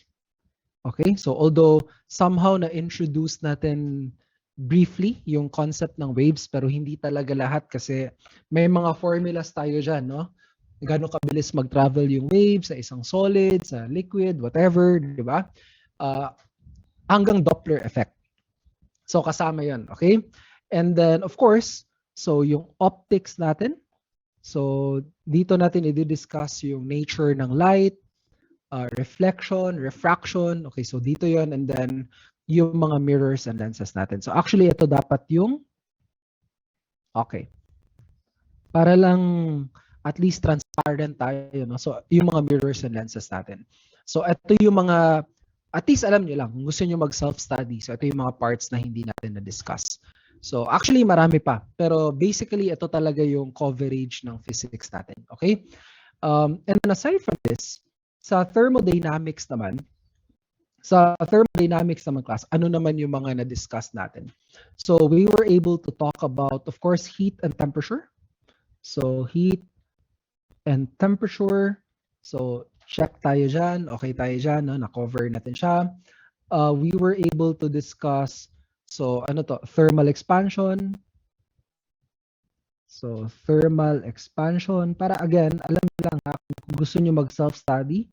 So na-discuss din natin yan. Okay, conservation of energy.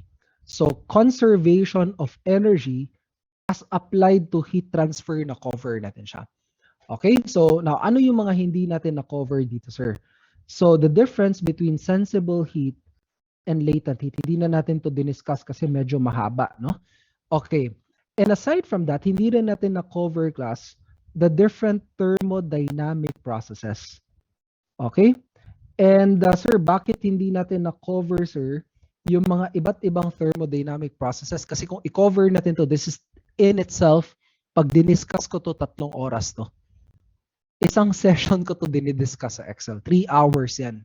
Just thermodynamic processes lang. Okay, so yung mga EE tsaka mga ECE, pag nagkita tayo sa review, malalaman nyo na ito 3 oras namin to dinidiscuss. Okay, all the formulas sa thermodynamic process, I'll show you ha.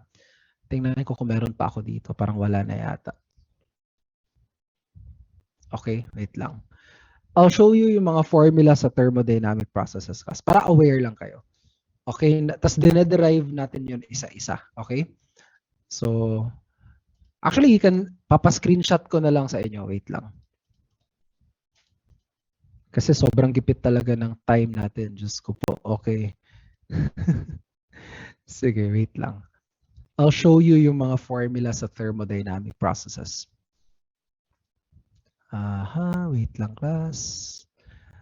Thermo. Thermo.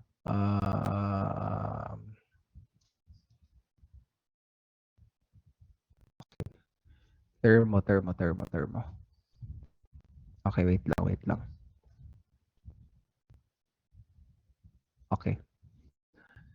Sige, ito siya. So,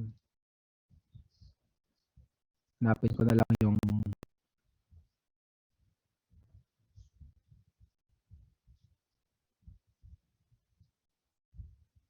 okay. Class, nakikita nyo ba? Ay, sorry, natatakpan ng... Nakikita nyo ba yung screen? Ayan, nakikita nyo? Yes? Kita, class? Okay, sige, screenshot.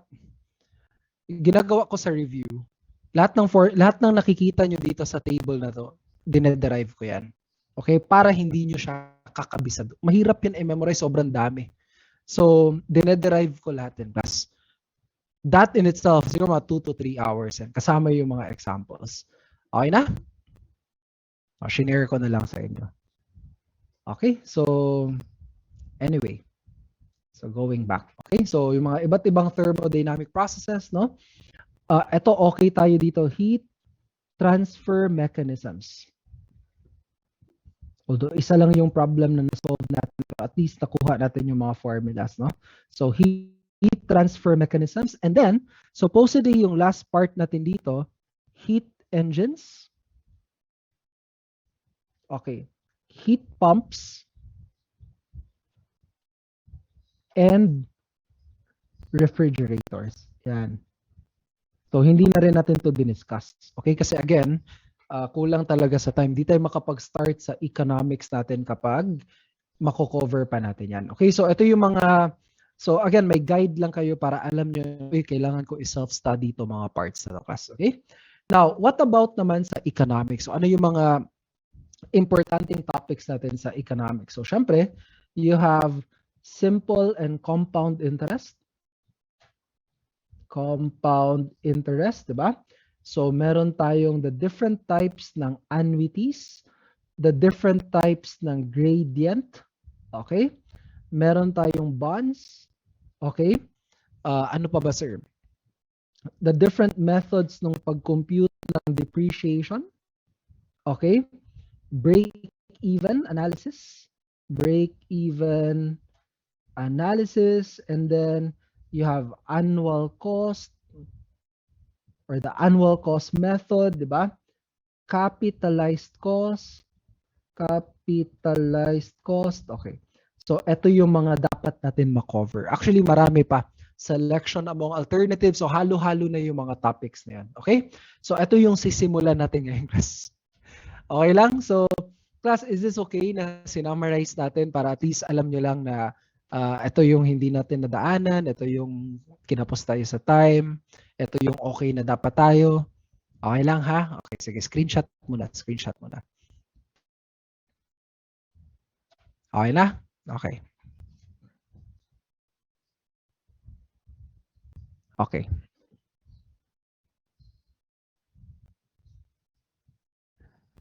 Sige. So, all right, let's do this, no? Let's go to economics na class, okay? So, sige, mag-econ tayo. Now, let's start muna class with interest muna. So, una-una i-define nga muna natin ano yung economics, ano yung subject na economics class para lang alam natin, no? So, how do we define economics class? Economics, okay. Kasi maraming iba't ibang ways na pwede natin tong i-define. So many like, again different references, iba't ibang versions, no, ng definition class ng ENGECON, 'di ba? Engineering Economics. And yung focus ng K-12 na curriculum medyo heavy na sa economics, no? Econ 1, Econ 2, may ano pa kayo, technopreneurship, tama ba? May subject kayo na ganyan. 'Di ba? So management. So those are very subjects that you'll definitely use class, no? Especially if you explore yung mga entrepreneurship na mga options, 'di ba? After ayaw niyo magtrabaho for so you want to build something, you want to start something. So very useful yung mga matututunan niyo sa mga subjects ito. Okay? So anyway, how do we define economics? Sige, kayo. Kung kayo yung tatanungin ko, what for you, what does being economical mean? Ano ibig sabihin nun? Ibig sabihin ba nun, kuripo tayo? Yun ba yun, class, no? Or para sa inyo, class, what does the word ano ibig sabihin ng class para sa inyo?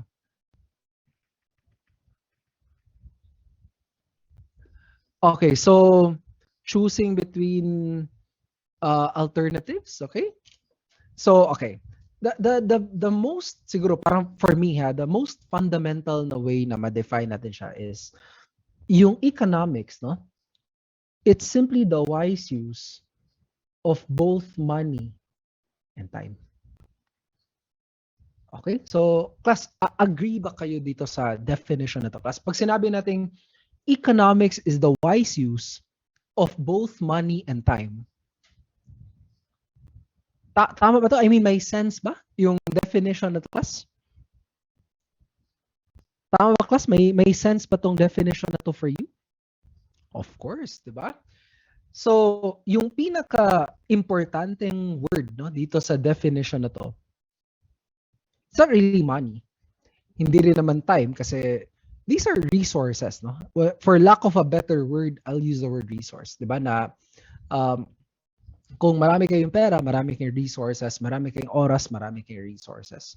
So, again, yung wise, no? Yung tamang paggamit ng resources natin. 'Di ba? So, it's pag tinanggal ko to, sabihin ko lang economics is the use of money and time. Walang sense 'yun, 'di ba? Again, yung tamang paggamit ng resources natin. And sometimes lang yung irony lang ng buhay natin is that minsan hindi natin to nakukuha together. By the way, class, okay lang ba sa inyo, no? Pag sinabi natin na, class, kung marami kayong pera at marami kayong oras, sige, may tanong ako sa inyo, no? Imagine marami kayong, sobrang dami yung pera at sobrang dami yung time. Will that make you happy? No? Okay lang ba yun sa inyo, class? Kung marami kayong money at marami kayong time, are you happy, or is that something na parang ina-aspire nyo, or sige nga, I'm interested to know kung ano yung mga masasabi nyo dito. Plus, imagine, marami kayong pera, you have the opportunity na marami kayong pera or marami kayong oras, or better both, no? Marami kang pera, marami kang time. Is that something na ikakasaya nyo? No? Really? No. I mean, siguro hindi yan, like, it's not the be all and end all of happiness, no? Pero hindi naman masama, di ba? Pag sinabi natin na it's something, sir, na if marami tayong money at marami tayong time, yes, it's not the source ng lahat ng happiness sa mundo, pero at least, sir, that's something na pwede naming magamit. That's a resource na I'd rather have rather than wala akong ganyan. And it's not bad, no? Hindi naman, minsan kasi parang napaka-tabu, no? Lalo na sa culture natin na pag-usapan yung pera, lalo na sa mga previous na mga generations, di ba? But it's something na you should be open to talking about, no? Na, I mean, again, hindi naman masama, di ba? Pag sinabi natin na gusto ko, sir, ng maraming money at maraming time. Okay lang, class? Can we establish na yes, whether happy kayo or hindi kayo happy, again, that's on you, kayo na bahala doon, di ba? It's walang tamang sagot, walang maling sagot doon. But nevertheless, can we all agree na these are resources na importante din? Di ba? If you want to live comfortably and if you want to do the things na gusto nyong gawin, okay lang ba na marami tayong ganito dapat? Yes, of course, di ba? So, siguro pag tinanong kayo kung magiging masaya ba kayo, okay lang naman. Hindi dapat yes, hindi dapat no yung answer. Kasi kanya-kanya tayo ng mga priorities, no, in life, di ba? Hindi kanya-kanya tayo ng mga gustong, kanya-kanya tayo ng mga desires, di ba? Iba-iba yung mga gusto natin. Pero so doon we can agree to disagree, di ba? Pero pag tinanong tayo, importante ba yung money? Importante ba yung time? The definite answer is yes. Okay, so wala siguro magsasabi na hindi yan importante. Right? So parang ganyan, di ba? So kailangan natin kumain, kailangan natin mag-aral, may mga kailangan tayong gawin, and for us to be able to do that, we need money, we need time, right?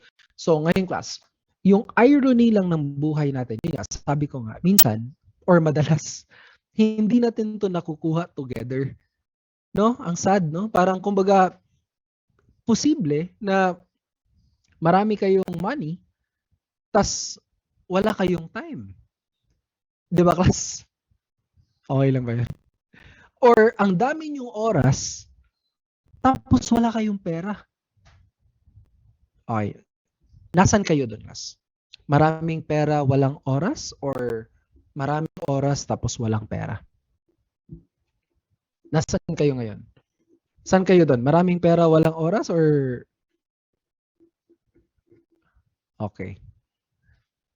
Walang pera, sir, wala ding oras. Kawawa naman. Wala both. Patay tayo dyan. Okay. Hindi ako nag-agree dyan. Yeah, siguro nandun kayo sa mas marami kaming oras ngayon, sir, rather than money. And that's okay. Estudyante pa lang kayo, di ba? Nung college ako class, when I can imagine when I was your age. Okay, when when I was your age, no? Um, anong tawag dito? Parang ang dami kong oras. Kahit sabihin nyo sobrang busy in school, ang daming ginagawa, ang daming projects, mga bla bla bla, bla, di ba? Exams, no, mga ganyan. But I can remember, I had all the time na gawin yung mga gusto kong gawin in college, di ba? So, marami tayong oras. And you'll realize that soon kapag magtatrabaho na kayo, may mga other responsibilities na kayo na grabe, no? Iba pala yung time, iba yung time natin before.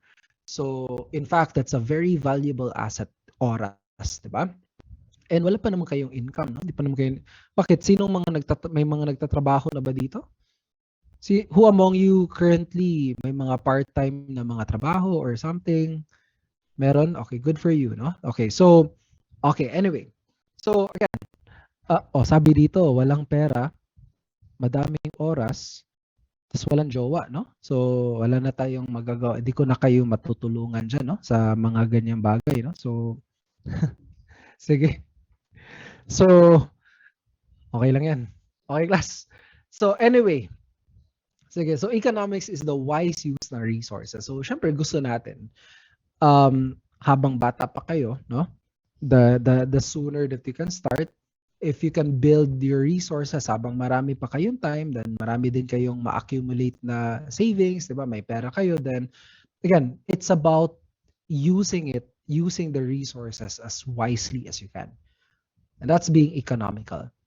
And I guess, part kasi of becoming an engineer is that you have to be well-versed, no, sa mga concepts sa economics. Sir, ba't ba kasama to sa board exam? Ba't kasama to sa syllabus ng kahit anong engineering na degree, no? Is it because gusto natin makagawa ng, naalala nyo ba ng high school kayo, gusto natin maka-accomplish, sir, ng balance sheet, di ba? Yun ba yung reason why we study economics? Syempre, hindi.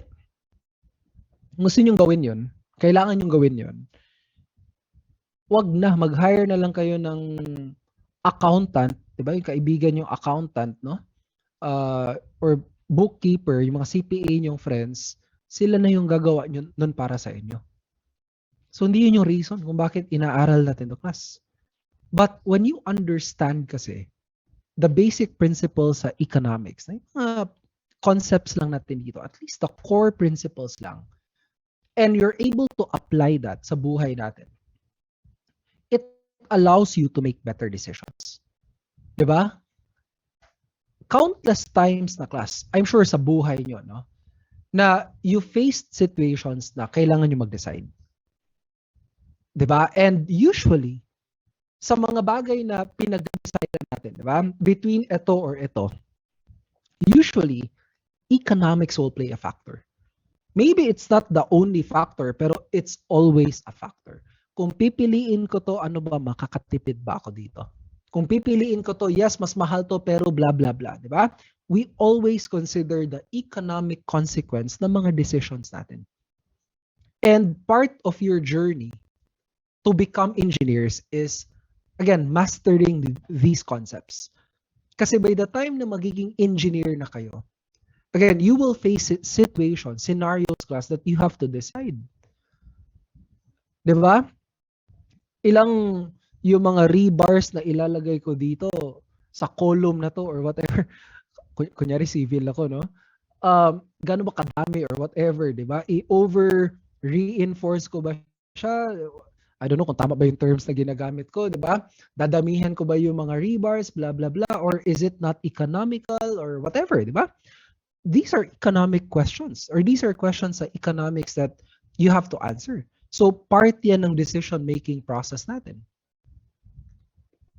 Nagets ba, class? Am I making sense dito, class? Tama, class? Yes? Okay, good. That's good. So, anyway. So, the first topic na i-discuss natin dito, let's talk about interest muna, no? And syempre, pag sinabi nating interest, dalawang klase lang naman yan. Simple tsaka compound. So, anong pinagkaiba nilang dalawa, sir? Napakadali lang. Okay, class. Imagine. By the way, before natin discuss ko anong pinagkaiba nila. Anong ibig sabihin mo na ng interest? Class, ano mo nang ibig sabihin ng interest, class? When you say interest, ano ibig sabihin nun? Anybody? Class, pag sinabi nating interest, anong ibig sabihin ng class?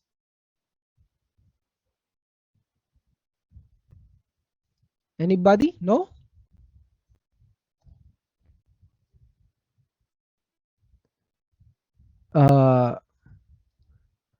Kita sa ano? Anong tawag dito? Sa pautang. Okay.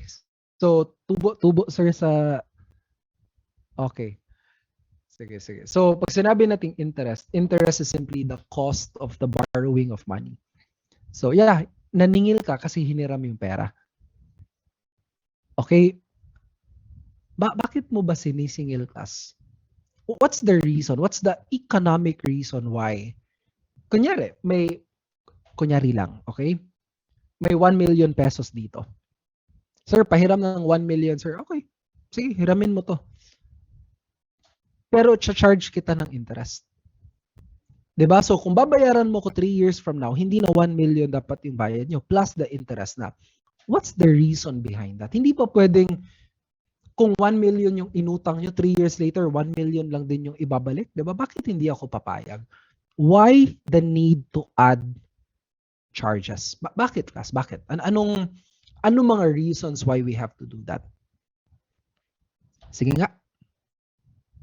Again, lahat ng mga tanong ko sa inyo, these are very practical questions, no? Pero bakit? Bakit, class? Again, gusto ko, pwede naman natin ibigay na lang yung formula para matapos tayo. Pero intindihin natin to. Bakit? Because of inflation. I mean, interest is a phenomena that's independent from inflation. Pero sige lang, later we'll talk about inflation. Kasi iba na yung value ng money after some time. Yeah, again, because of interest, di ba? So why the need to add interest? Bakit? Tsaka meron namang iba pumapayag naman no, na pre, wala na lang interest ha. 100k, 3 months later, 100k pa rin yung ibayad ko. Tapos kayo syempre kung mabait kayo na friend, no?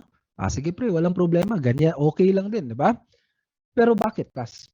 Kasi sa economics kasi, meron kasi tayong tinatawag, okay, na opportunity cost. Okay. Class, anong ibig sabihin ng opportunity cost, class? Ano ibig sabihin ng dalawang words na to? Kasi opportunity cost, ano to, class? Ito yung reason why you have to pay for interest kung ikaw yung mangungutang. Kung tayo naman yung nagpautang, let's say, deposit natin yung pera natin sa bangko, effectively, binabayaran tayo ng bangko, class, ng interest. Although maliit lang. Sobrang liit, in fact, di ba? Pero still, nagbayad sila. Bakit? Kasi sila yung nangutang. They can do whatever they want dun sa money na dineposit mo. On paper, hindi yun gumagalaw. Nag-deposit ka ng 10K, on paper, hindi mo ginawa. 10K lang talaga yun. But the fact na nasa kanila yung cash na they can do whatever they want dun sa money na yan. Diba? So, ngayon class, anong ibig sabihin ng opportunity cost? Ano ba tong opportunity cost na to, class?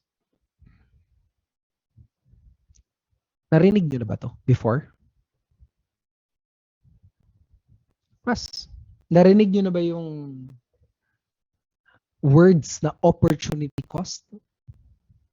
Sige, magtawag tayo dito, no? Para sino bang hindi pa natin natawag. Sa pa lang naman yung natawag natin. Sa EE naman tayo. Sa EE. Si ano? Aaron Ed Acuna. Okay. Sir, anong ibig sabihin ng opportunity cost, sir? So, sabi niya, you are given the opportunity to earn from the money you borrow, no? Okay. Let's put it this way. Okay. So, ganito na lang, class, no? Okay, I'll give you another example. Class. Okay? So, again, yung interest kasi, yun yung magbabayad sa opportunity cost, di ba? I'll give you another example. Imagine, graduate na kayo at magre-review kayo for the board exams. Graduate na kayo, magre-review kayo for the boards, di ba? Now, sa tingin nyo, class, magkano yung magagastos nyo sa buong review, class? Pag nag-review kayo for the board exam. Okay. Gusto nyo malaman? Kano magagastos nyo?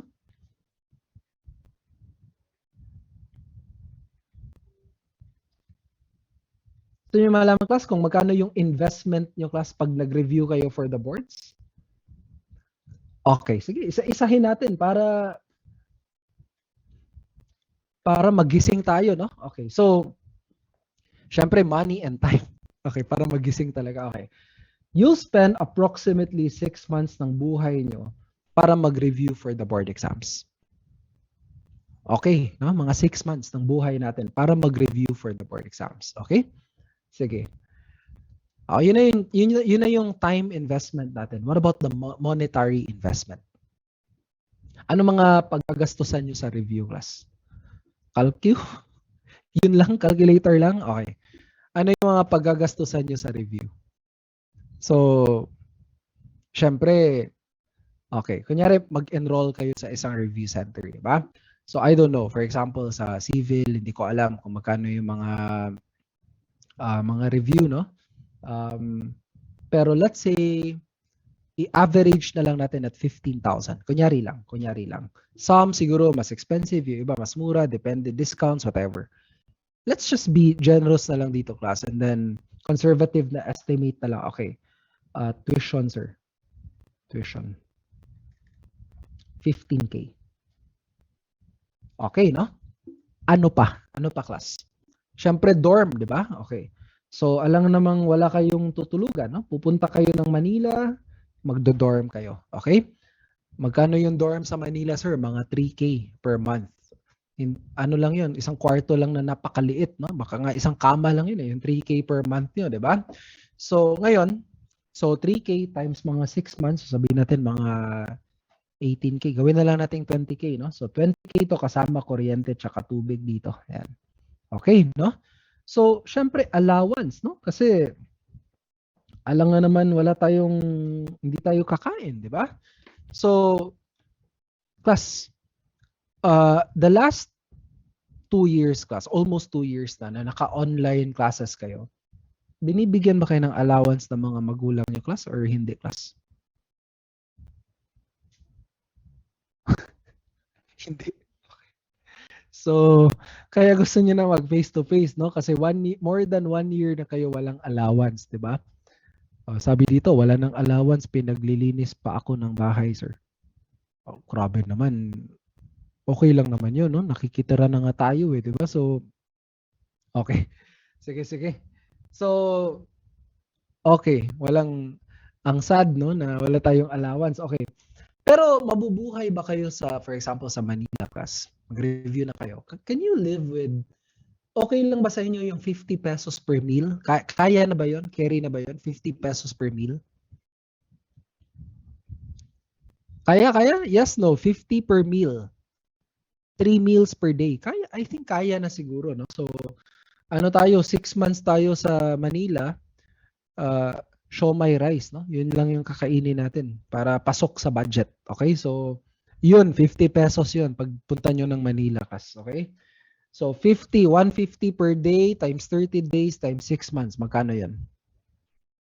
150 times 30 times 6. 27,000. Okay, so, isarado na lang natin to sa 30K. Yung allowance nyo for 6 months. Okay, so gawin na natin 30K, di ba? And then yung mga others pa, yung mga other expenses nyo pa dito, class. Yung mga iba pang paggagastusan nyo. So ano pa yung mga ibang paggagastusan natin? Siyempre, magbabayad tayo sa PRC, no? Yung mga, I don't know, pamasahe or whatever. Pero kaya nga kayo magdodorm, parang hindi na kayo magpamasahe, di ba? Minsan, na-homesick kayo, uuwi kayo ng Tugigaraw, di ba? So, yung pamasahe nyo, yung mga ganyan, mahal din yun, di ba? So, let's say for 6 months, umabot ng 10K yung mga other expenses natin. So, pag i-add nyo to, magkano na lahat yan, Kas? So, 40, 60, 75,000. Tama ba, Kas? Tama, no? Now, question. Ito lang ba yung cost natin pag nag-review tayo for the board exams? Ito lang ba yung cost natin? Ito lang ba yung expenses natin? Class, now, actually, the answer is no. Kasi sa economics, kailangan yung isama dito yung opportunity cost. And sa totoo lang, ito yung pinakamalaki. Sir, ano yung opportunity cost natin dito, sir? For 6 months, let's say, nasa mga 180,000 yan. So, that means, no? That means, yung total expenses nyo pala sa review, aside from the fact that you're spending 6 months ng buhay nyo, di ba? You're also spending 250,000 pesos. Okay, so yun yung investment natin dito, Kas. Napakalaki pag nag-review kayo for the boards. Sir, ano to, sir? Maglalabas ba kami, sir, meron ba kaming ilalabas na 180,000, sir? Actually, wala. Yun nga yung ibig sabihin ng opportunity cost, Kas, eh. Kasi kung wala lang sanang board exam, wala lang hindi naman mangyayari na walang boards, diba? Kalokohan yun, diba? Pero kung wala lang sanang assuming hypothetical na walang boards, diba? Right after graduation, ano ba dapat yung gagawin natin? Class, ano ba dapat yung gagawin natin, class? What's the next step after school? Ano ba dapat yung gagawin natin? Dapat, ano na ba dapat yung anong tambay, anong kalokohan to? Class, ano ba dapat yung gagawin natin? Okay, dapat magtatrabaho tayo. Right? So for 6 months, you should have been earning already. Let's say 30K a month. Kunyari lang. Dapat may income ka na. Hindi nga 30K eh. Sorry to disappoint. Usually hindi ganyan, di ba? Pero kunyari lang, 30K a month. You should have been earning already. Pero, nakuha ba natin yung 180,000, 30K times 6, di ba? Nakuha ba natin, sir, yung 180,000 na yan? Hindi. Bakit hindi natin siya nakuha, class? Kasi meron tayong ibang ginagawa. So, kasama yan sa expenses natin. It accounts for the lost opportunity. Na nasa atin na sana yan, pero hindi natin nakuha yan kasi meron tayong ibang ginagawa. Yun yung ibig sabihin ng opportunity cost. Class, naintindihan ba, class? Na-gets ba yung point ko dito? Okay lang? Gets? What about yung iba? Naintindihan ba? Okay. See, it's not cheap, di ba, to take the boards. So this is a good lesson for you, no? Plus, i-screenshot nyo tong table na to. Or siguro gawin nyo sa notes nyo, sulat nyo, no? Para alam nyo na ito yung puhunan nyo pag nag-review kayo. Kaya minsan, anong tawag dito? Akala natin, no? Usually, yung akala natin, yung gagastusin lang natin sa review is the tuition fee. There's so much more to what you're paying sa review centers than yung sa actual cost. Pag kinumpare nyo, napakalaki na magagastos nyo. And it's an investment that you should make kasi since you're spending this amount of money, may puhunan ka ng pera, may puhunan ka ng oras, di ba? Just consider that as your investment para sa magiging future mo. Kasi it's like you're spending money to earn more money. Alam mo yon, 'di ba, na gumastos ka para mas malaki yung kikitain mo. So, gumastos ka, you invested in yourself para pag may license ka, there will be more opportunities for you. Mas marami kang options na pwedeng i-explore. Kesa graduate ka, wala kang lisensya, di mo alam saan ka pupunta. Diba? So you spend money to earn more money. Yun yung investment. May return of investment yan. Diba? Pero magastos pa rin. So knowing na magastos pala siya, sir, malaki pala to, sir, what's the lesson? What's the takeaway dito, class? Diba? Anong kailangan natin gawin? Knowing na magastos pala mag-review. So kailangan gagalingan natin. Yun na lang yung the least that we can di ba the last thing na gusto nating mangyari is masasayang yung investment natin. So gagalingan natin. Pupunta tayo ng Manila, 'di ba? Hindi tayo gala lang ng gala doon, 'di ba? Not only na may threat pa rin ng COVID, sayang yung oras natin, sayang yung punta natin, 'di ba? So mag-aral tayo. As early as now, alam mo 'yon, seryosohin niyo tong subject na to. 'Di ba? Kasi pag hindi natin ginawa ng maayos to, right? At hindi kayo pumasa sa September, knock on wood, no? Sa September 2022 REE na exam, or October 2022 ECE na exam, or November 2022 CE na exam, what guarantee do we have that we can afford another $250,000 pesos and another 6 months ng buhay natin just to review again para sa 2023 na exam? Baka di na natin ma-afford yun. Diba? Baka it's too expensive na pag ginawa pa natin yun. Diba? So in other words, the mentality should be, yung exam na iti-take natin next year, sir, that's the last exam na iti-take natin. That's the first and last board exam na iti-take natin, sir, sa buong buhay natin. Okay? Class, naintindihan ba, class? Clear ba, class? Parang nawala na kayo. Oy! Yes! Are you there? Yes, yes. Okay, yes. Okay. Sige, sige. So, yun yung lesson, no? Yun yung pinaka-take away dito. Okay. Anyway, so the interest, the fact na naglalagay tayo ng interest, it accounts to the lost opportunity kasi ganito yun. Kunyari may 1 million ako. Sir, pahiram. Okay, ito, 1 million. Sige, bahala ka dyan. Basta balik mo sa akin yan, di ba? Pero 3 years later, binalik mo lang din sa akin as 1 million. Lugi ako. Why? Kasi class, kung hindi nyo lang sana kinuha yung 1 million ko, hindi nyo lang sana hiniram yun, 3 years from now, guaranteed hindi na yan 1 million. That's way greater than 1 million. Bakit? I could have invested that money. I could have started a business with 1 million pesos, class. Napatubo ko na dapat yan. Di ba? Pero, nagawa ko ba yun? Hindi, di ba? Bakit? Nasa inyo yung pera ko eh. Wala sa akin yung money eh. Di ba? So, sisingilin kita ng interest to account, kahit mapano, to the lost opportunity. Na hindi ko na-earn yung dapat kong kikitain. So, pagbabayarin kita doon. Nag-gets ba yun? Clear? Yes? Okay, good. That's good. Mga matatalino kayo dito, no? Madali kayong turuan. Okay, so class. Mga matatalino ba kayo, class? Yes? Paulit. Patay tayo. Okay, sige. Paulit daw, paulit. Okay. So again, ulit ha, may 1 million ako. Imagine ikaw, sir, may 1 million ka, di ba? Okay, kunyari, tayo, may 1 million tayo. May nanghiram. Sir, pahiram ng 1 million. O sige, kunin mo yung 1 million ko. Bahala ka dyan kung saan mo gagamitin yan. Total, extra money natin yan. Ganun tayo kayaman. No? Sige, bahala kayo. Sige, marami pa akong pera. Yun, so 1 million. Okay, sana all. Okay, so ngayon class, 3 years later, binalik sa atin yung inutang na 1 million pa rin. Papayag ba tayo? Siyempre hindi. Diba? So, dapat yung bayad niya kasama interest. Okay?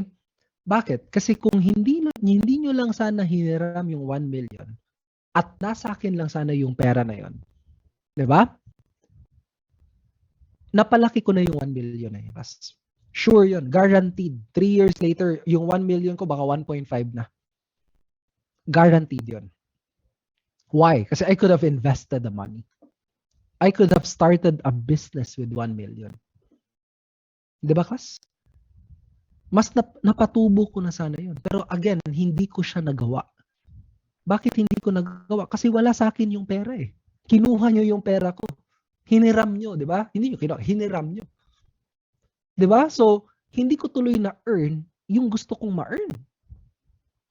Di ba? So, to account for the lost opportunity, di ba may lost opportunity doon, the opportunity to earn, di ba?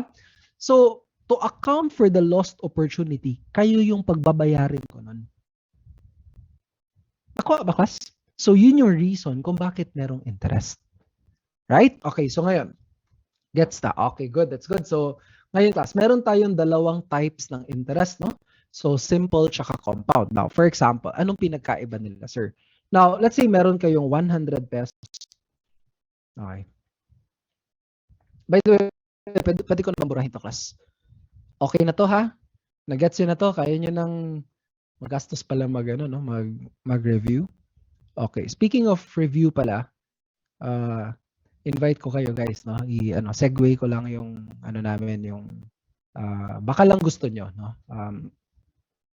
Meron kami mga packages na wala sa civil. Sorry.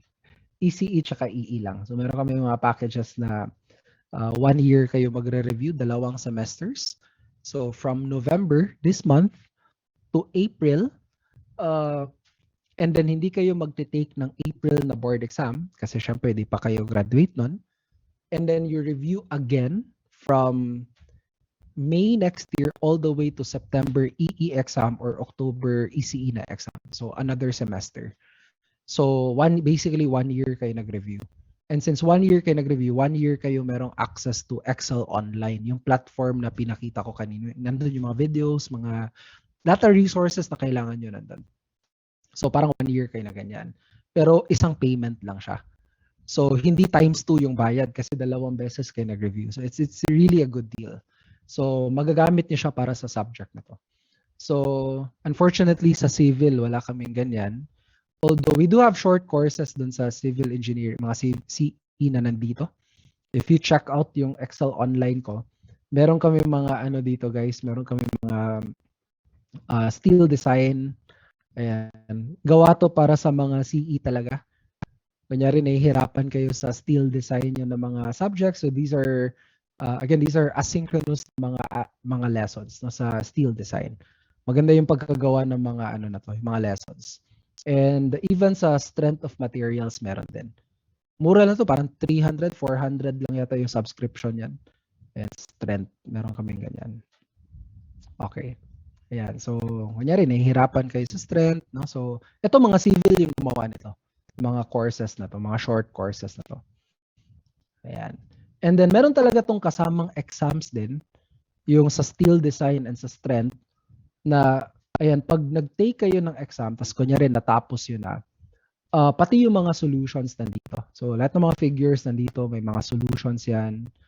Ayan, so maganda yung maganda. Tapos makikita nyo yung answer nyo, yung tamang sagot, yung mga solutions. So again, the platform is solid talaga to para sa mga mga civil din. So ayan yung mga namin para sa mga civil na mga friends natin. So anyway, yun, ECE, meron tayong mga 1 year na mga as early as now. Sali na kayo sa review namin. Kasi isang bayad lang yun. Kesa next year pa kayo sumali, parang ganun lang din yung babayaran nyo. Okay, so message na lang yung Excel na page. May mag-a-assist naman sa inyo doon. Okay, anyway. Sige. Now, going back, no? So, in terms of interest naman, class. Okay, sige. Meron tayong, kunyari kayo, meron kayong 100. Tapos ako, meron akong 100 pesos. So, kayo may 100, ako may 100 din.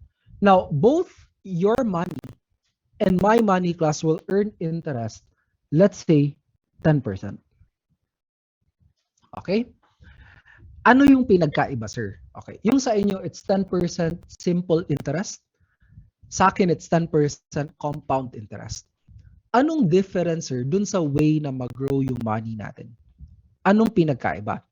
Now, with simple interest, class, the amount of interest that you will earn every period, it will never change. It's always 10% of the original amount. So, 10% ng 100 is 10 pesos. So, after one period, this will become 110. No? Sa next period, dagdagan ulit ng 10. So, this will become 120, 130, 140, 150, so on and so forth. So, in a way, kung titingnan natin to, parang linear, no? Yung nature ng simple interest natin. Now, with compound interest, it's different.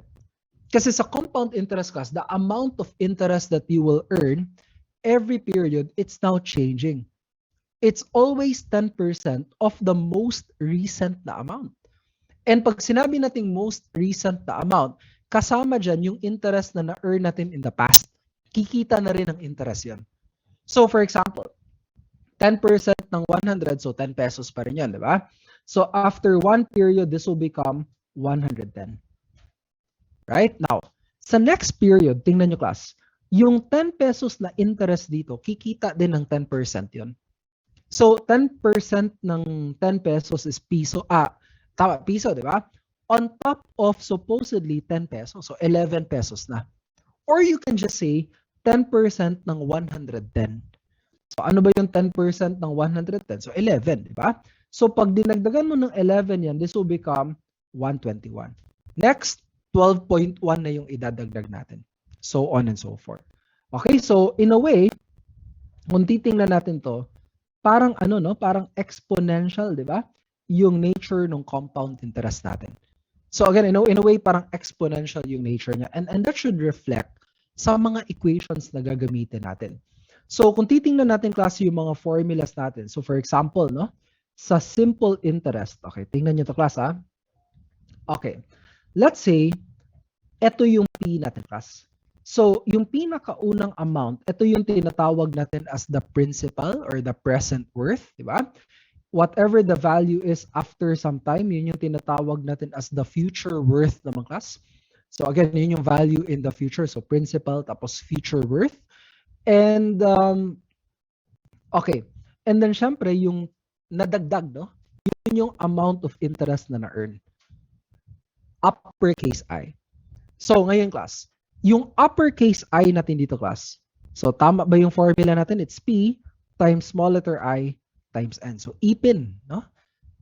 Tama ba to class? So okay lang? Magkano yung interest na na-earn sir? 20, di ba? Saan ang galing yun? 100 times 0.10 times 2 periods. So 20 pesos. Tama, no? So ipin, di ba? Yun yung formula natin for I. Now, usually kasi it's the future worth yung itatanong di ba? So, if you want to solve for the future worth, that's simply P plus yung total interest na na-earn ng money natin. P plus I lang. And knowing class na yung I, di ba? Yung I natin dyan, equal lang naman yung class to P times small letter I class times N. No? Pinlog in ko lang dito yan. So, when you factor out dito class yung P, no? Kung i-factor out natin siya, you are left with this formula. So 1 plus I times N. So ito ngayon class yung formula ng future worth sa simple interest. And you should be able to notice dito class, kung titingnan natin tong formula na to, that you are looking at an equation class ng isang line. It's a linear na equation. Diba? Ganun yung nature ng simple interest. Linear talaga yung nature niya. So makikita natin dito yan.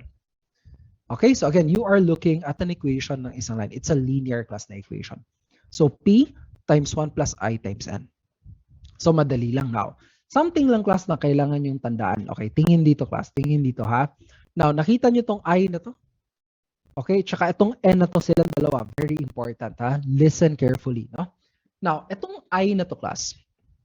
Yan yung tinatawag natin as the periodic rate. No? That's the rate ng interest per period. Si N naman, number of periods naman siya. Okay, no? Now, ngayon class, walang kaso, no? Kung kunyari sinabi lang sa problem, the rate ng interest is, kunyari, 10% per period, magkano na yung pera after, let's say, 5 periods, di ba? Eh di 0.10, tapos 5, okay na tayo. Direct substitution lang. Wala tayong problema dyan, di ba? So, 0.10, tapos 5, easy. Okay, so, okay na yun, di ba? Pero, pag meron ng specific unit class ng time na sinabi sa problem, then you have to make sure class, you have to make sure na consistent dapat yung unit class ng I tsaka unit ng N. So, what I mean by that is, okay, for example, kunyari sinabi sa problem, the rate ng simple interest is 10% per month. Kunyari ganyan na siya. The rate ng simple interest is 10% per month. Dapat yung N number of months yung ilalagay natin dyan. Hindi pwede na ito 10% per month to, tapos yung nilagay nyo dito 2 years. Porket yun yung sinabi sa problem. Kung 10% per month to, dapat yung N, 24 months. Hindi pwedeng 2 years yung ilagay natin. Dapat consistent silang dalawa sa isa't isa. Naintindihan nyo ba yung class? Nagets nyo ba yun, yung sinabi ko? Napaka-importante ng class. Naintindihan ba? Okay. Good. Okay, good, no? So, okay lang ha. So, ngayon, pag sinabi sa problem class na kunyari yung I natin 10% per Kunyari yung I 10% per quarter, dapat yung N number of quarters. Pag sinabing 10% per year, dapat ito number of years. Again, para consistent, di ba? So naka per annum dapat siya. Okay? Now, ngayon class.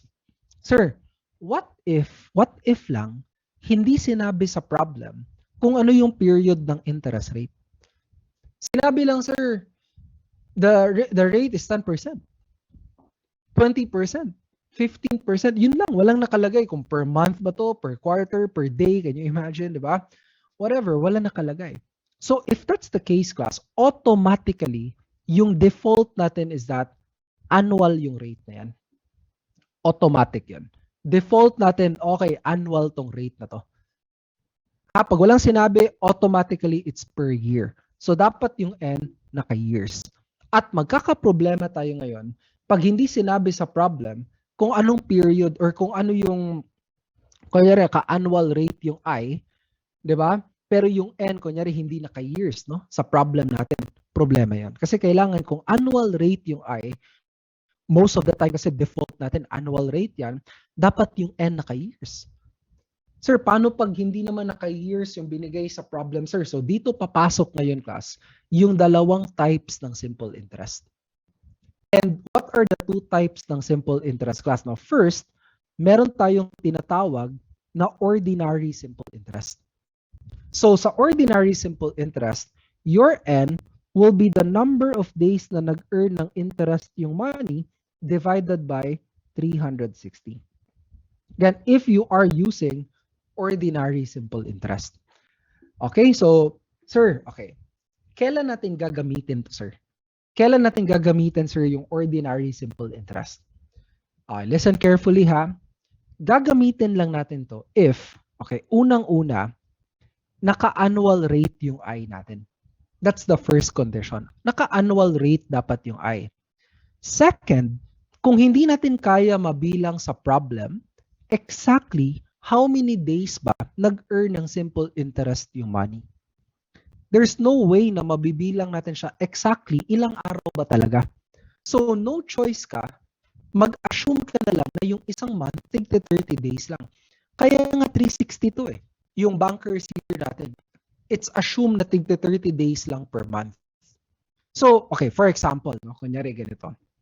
Ganito yung tinanong sa problem. Nangutang ka ng 10,000. Interest is 10% simple interest per year. Question. Listen ha, question. Magkano na yung utang mo after 2 months? Yun lang. Magkano na yung utang mo after 2 months? Yun lang yung sinabi. Magkano na daw yung utang, class, after 2 months? Diba? So, question. Pag sinabi natin, class, quote and quote 2 months, no? Can you count exactly ilang araw meron in 2 months? As kaya nyo bang bilangin, class, exactly how many days meron in quote and quote 2 months? Kaya ba natin bilangin yan, class? Yes or no? Yes or no lang. Can you count exactly how many days meron in, again, quote and quote 2 months? Hindi, di ba? The answer is no. Hindi nyo kayang bilangin yon. Bakit? Kasi there's not enough information na binigay sa problem. Hindi mo nga alam eh kung ano tong mga months na to. Di ba? Yung 2 months na January and Feb, iba yung number of days niya sa 2 months na July and August or November and December. Right? Yung 2 months na January and February this year, iba sa 2 months na January and February last year. Kasi leap year tayo last year, class. So again, there's no way na malaman natin exactly ilang araw meron sa 2 months. So just assume na 30 days. So anong ilalagay ko dito, class, sa small letter D? 60 days, di ba? Based on 30 days per month. Over 360 days in 1 year. Okay, question. Ito, sige nga, tingnan nga natin. Kung ilagay ko dito 60 days, anong unit ng N natin, class? Anong unit ng N, class? Anong unit ng N?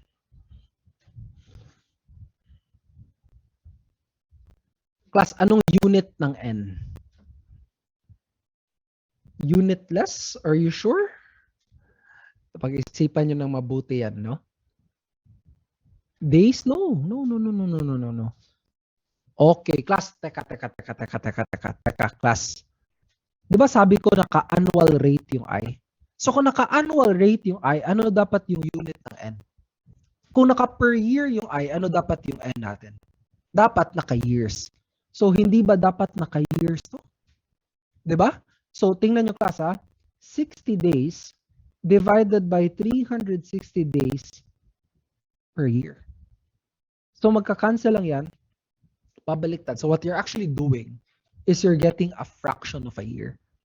Diba? Kaya nga natin ginawa to kasi naka-annual rate yung I para lalabas na naka-years yung N. So again, go back to the first condition na dapat naka-annual rate nga yung I natin. Pero class, pag kunyari sinabi sa problem, class, kunyari ganito yung sinabi sa, kunyari sabi sa problem, class, na, okay, if the interest rate, okay, teka, balik natin ha. Okay, if the interest rate is 10% per month, magkano yung pera nyo after 2 months? Gagawin pa ba natin to? Class, gagawin pa ba natin to? Hindi na, di ba? Diretso na, 10% per month times 2. Kasi consistent na sila kaagad.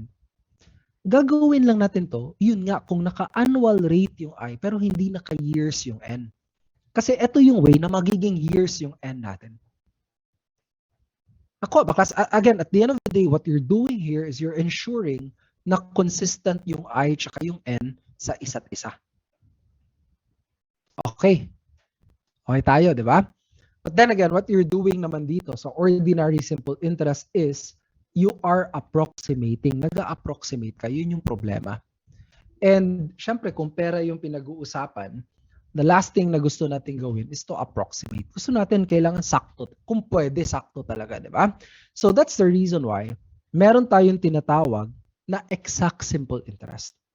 And sa exact simple interest, your N will be the exact number of days na nag-earn ng simple interest yung money divided by 365 or 366 sa exact simple interest. So, sir, kailan natin gagamitin to, sir? Gagamitin natin to, again, una-una pag naka-annual rate yung I, and second, if kaya na natin mabilang sa problem, exactly how many days ba talaga nag-earn ng simple interest yung money. Yan na yung gagamitin natin. Okay, tingnan nyo tong problem na to. Kasi kunyari, ganito na yung tanong. Nangutang ka ng 10,000 noong June 25, 2021. So may utang ka 10,000 June 25, 2021. Okay? Interest is 10% simple interest per year. Question. Magkano na yung utang mo on December 25, 2021? So magkano na yung utang mo on December 25, 2021? So this time, meron ng dates na binigay sa problem. Okay? So, if that's the case, class, meron ng dates na from June 25 to December 25. Yun ba yung sinabi ko? Okay. Question, can you count now exactly kung ilang araw yung lumipas from this day to this day? Kaya nyo na bang bilangin yun, class?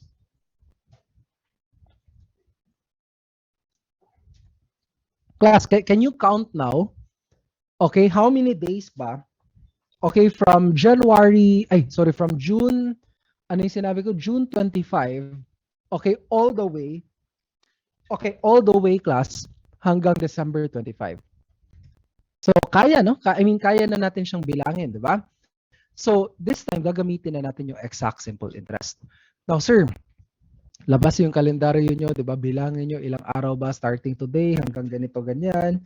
Okay, so ngayon, kailangan yung i-memorize pala dito, class. How many days ba meron in 1 month? Kasi that's not syempre, hindi kayo pwedeng maglabas ng anong tawag dito ng kalendaryo, di ba? Pagdating sa boards or even pag mag-e-exam kayo.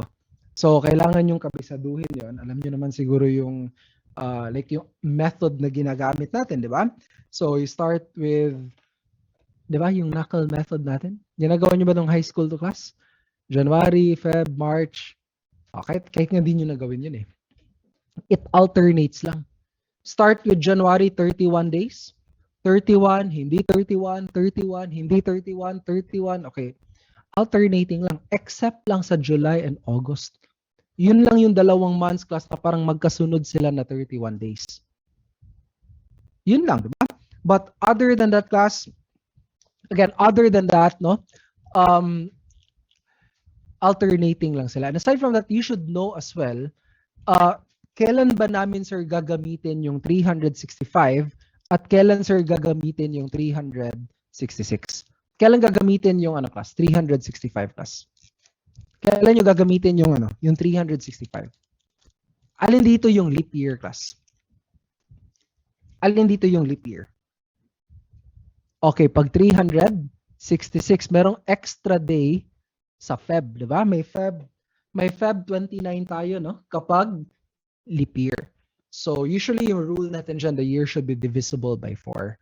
So, any other year, 365 lang tayo. Di ba mga year 2000 babies kayo? Tama ba? Mga year 2000 babies kayo? 2000 kayo pinanganak, di ba? Kayo ba yung batch na yun? Yes. Okay. Anybody here celebrating his or her birthday ng Feb 29? Meron bang leap year baby dito? Sino dito yung nagbe-birthday ng Feb 29, 2020? Wala. Sino pinanganak dito nung 2020? 2000. Sorry. Sinong millennium baby dito? Sino pinanganak nung January 1, 2020? Sorry, ba 2020? 2000 dito, class. Meron. Kayo na yun eh. Ito na yung batch na yun eh, di ba? Na mga millennium babies kayo. Okay. Grabe, no? Okay. Anyway, so that's for simple interest. Okay, yun yung mga formulas na kailangan nyo talaga. So dapat alam nyo kung ano mga ipa-plug in dito. Okay? Now, with compound interest, it's different. Kasi sa compound interest class, compound interest. Okay. Sa compound interest kasi, okay, I'll go straight sa formula ng future worth. Yung future worth natin class, this will be equal class to P times you have 1 plus I. Instead of 1 plus I times N, now it's 1 plus I quantity raised to N. So anong mapapansin natin dito class? Now, this is an exponential na equation. And natural, that's expected, di ba? Yun yung sinabi natin kanina, no, na instead na linear siya, dapat exponential yung growth natin dito, di ba?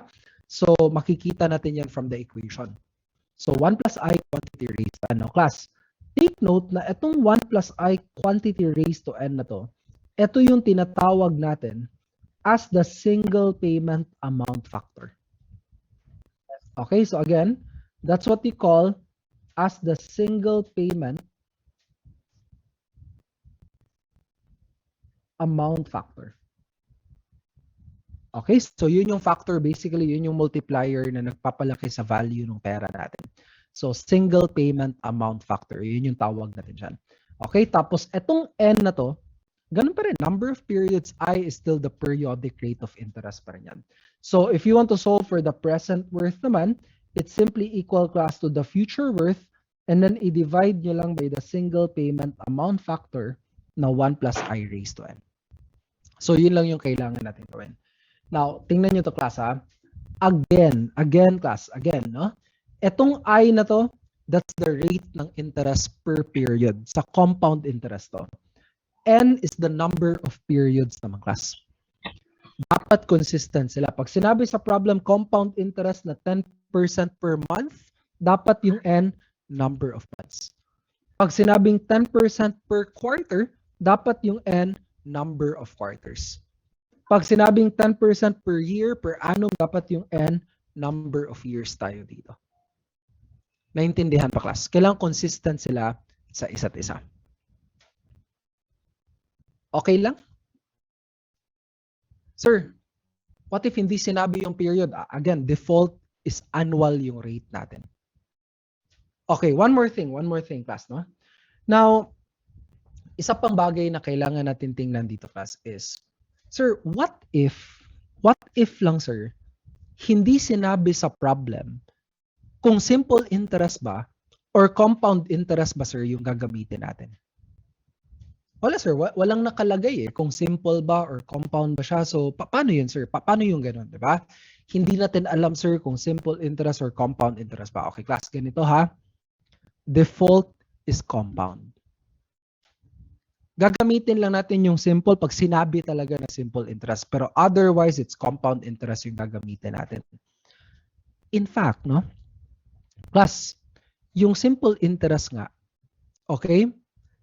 Kunyari, tanungin niyo ako, sir, magbigay ka nga, sir, ng parang real life example, sir, ng isang scenario na ginagamitan natin ng simple interest. I could hardly give you an example kasi parang wala talaga, class. No, mahirap magbigay ng isang real life scenario na gumagamit ng simple kasi madalas nga it's compound interest yung ginagamit natin. So it's quite difficult to give an example for that. The way na naka-set up yung banking system natin and yung mga financial na mga institutions natin, often yung ginagamit nila, it's compound interest. Okay, so pag pupunta kayo ng bangko, tapos nag-loan kayo, tapos sinabihan kayo, ganito yung interest rate, hindi na nila kailangan sabihin compound yan, automatically that should be compound interest. Automatic na dapat yun. Yun yung default natin. So, ganun din pag nag-solve tayo ng mga problems. Yung default natin is compound interest. Okay, and then, otherwise, pag sinabi sa problem na simple, wala tayong magagawa. Yun yung susundin natin. Pero default natin is compound. Okay, no? So, okay pa ba kayo dyan? Kaya pa, class?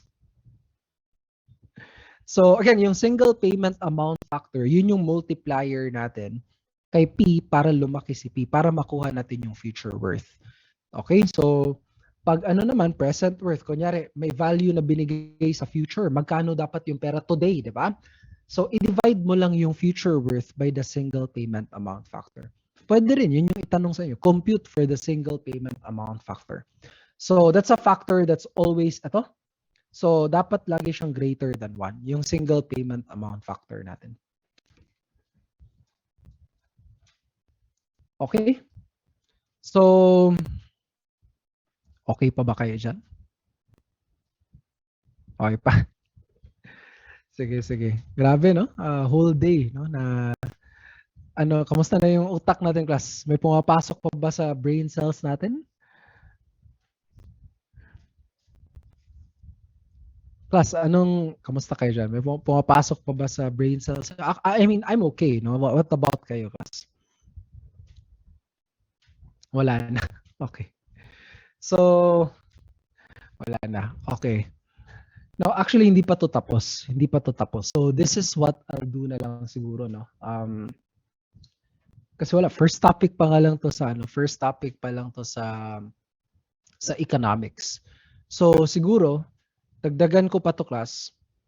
This could stretch for another 1 hour, 2 hours to. Medyo mahaba pa to, itong discussion na to. Pero wala na tayong time, no? So, I'll try na lang siguro na kasi wala na rin pumapasok sa utak nyo. So, I'll try if the other parts ng economics, kahit yung annuity, kahit yung mga formulas, para at least alam nyo lang pag nag-solve kayo kung anong formula yung gagamitin, di ba? I'll try to record it siguro. Para at least naman kahit papano, no? Na lang yun, extra na lang yun na natin na I'll try to record it and then isasama ko sa mga, give me siguro until Wednesday. na i-record ko siya, and then siguro a couple of examples, diba? And then, okay lang ba yun sa inyo? Para at least, kasi wala na tayong time. And I don't think we can schedule another session kasi ito lang yung binigay na time sa atin. So, ganun na lang siguro. I-record ko na lang and then siguro panoorin nyo na lang asynchronously, no? Okay lang, class? Sige. So, ganun na lang. Pero again, pag binigyan ko kayo ng access to the classes or to the yung recording, please, no?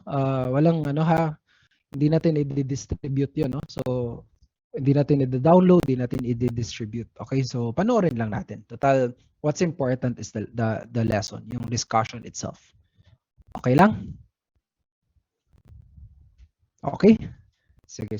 So, sige. Give me mga until Wednesday siguro. Bigyan nyo muna ako ng oras mag-record. Okay, so, class, okay, sige. Recap, no? Before we end this, compared nung pumasok kayo kaninang umaga at 8 o'clock, no? 8 o'clock, the first time nag-meet tayo, di ba? So, are you better off now sa mga topics natin? Like, may natutunan ba? May nadagdag ba, class? Do you feel like may progress kayo? May something new na okay lang? Or wala? Kasi pag wala, ulitin natin lahat. Meron ba, class? Meron. Okay, sige. Marami. That's good. So, marami, no? Hindi lang siguro nare-retain kasi ang dami nga, no? In one day, di ba? So, okay, that's good. So, thank you for that, no? At least, alam ko na hindi din sayang yung effort natin dito. So, may pumasok din sa sa mga brain cells natin kahit papaano. Okay, so kahit naman sabihin nyo na, sir, parang nakalimutan ko na, babalik yan once aralin natin siya. Okay, that again, you connect the dots kasi, di ba, pag nag-aral kayo. Okay, so I think we'll stop here siguro. Just like that, nag 5 o'clock na, sobrang bilis ng oras, no? So, okay, so thank you so much for again spending the day with me, no? Sana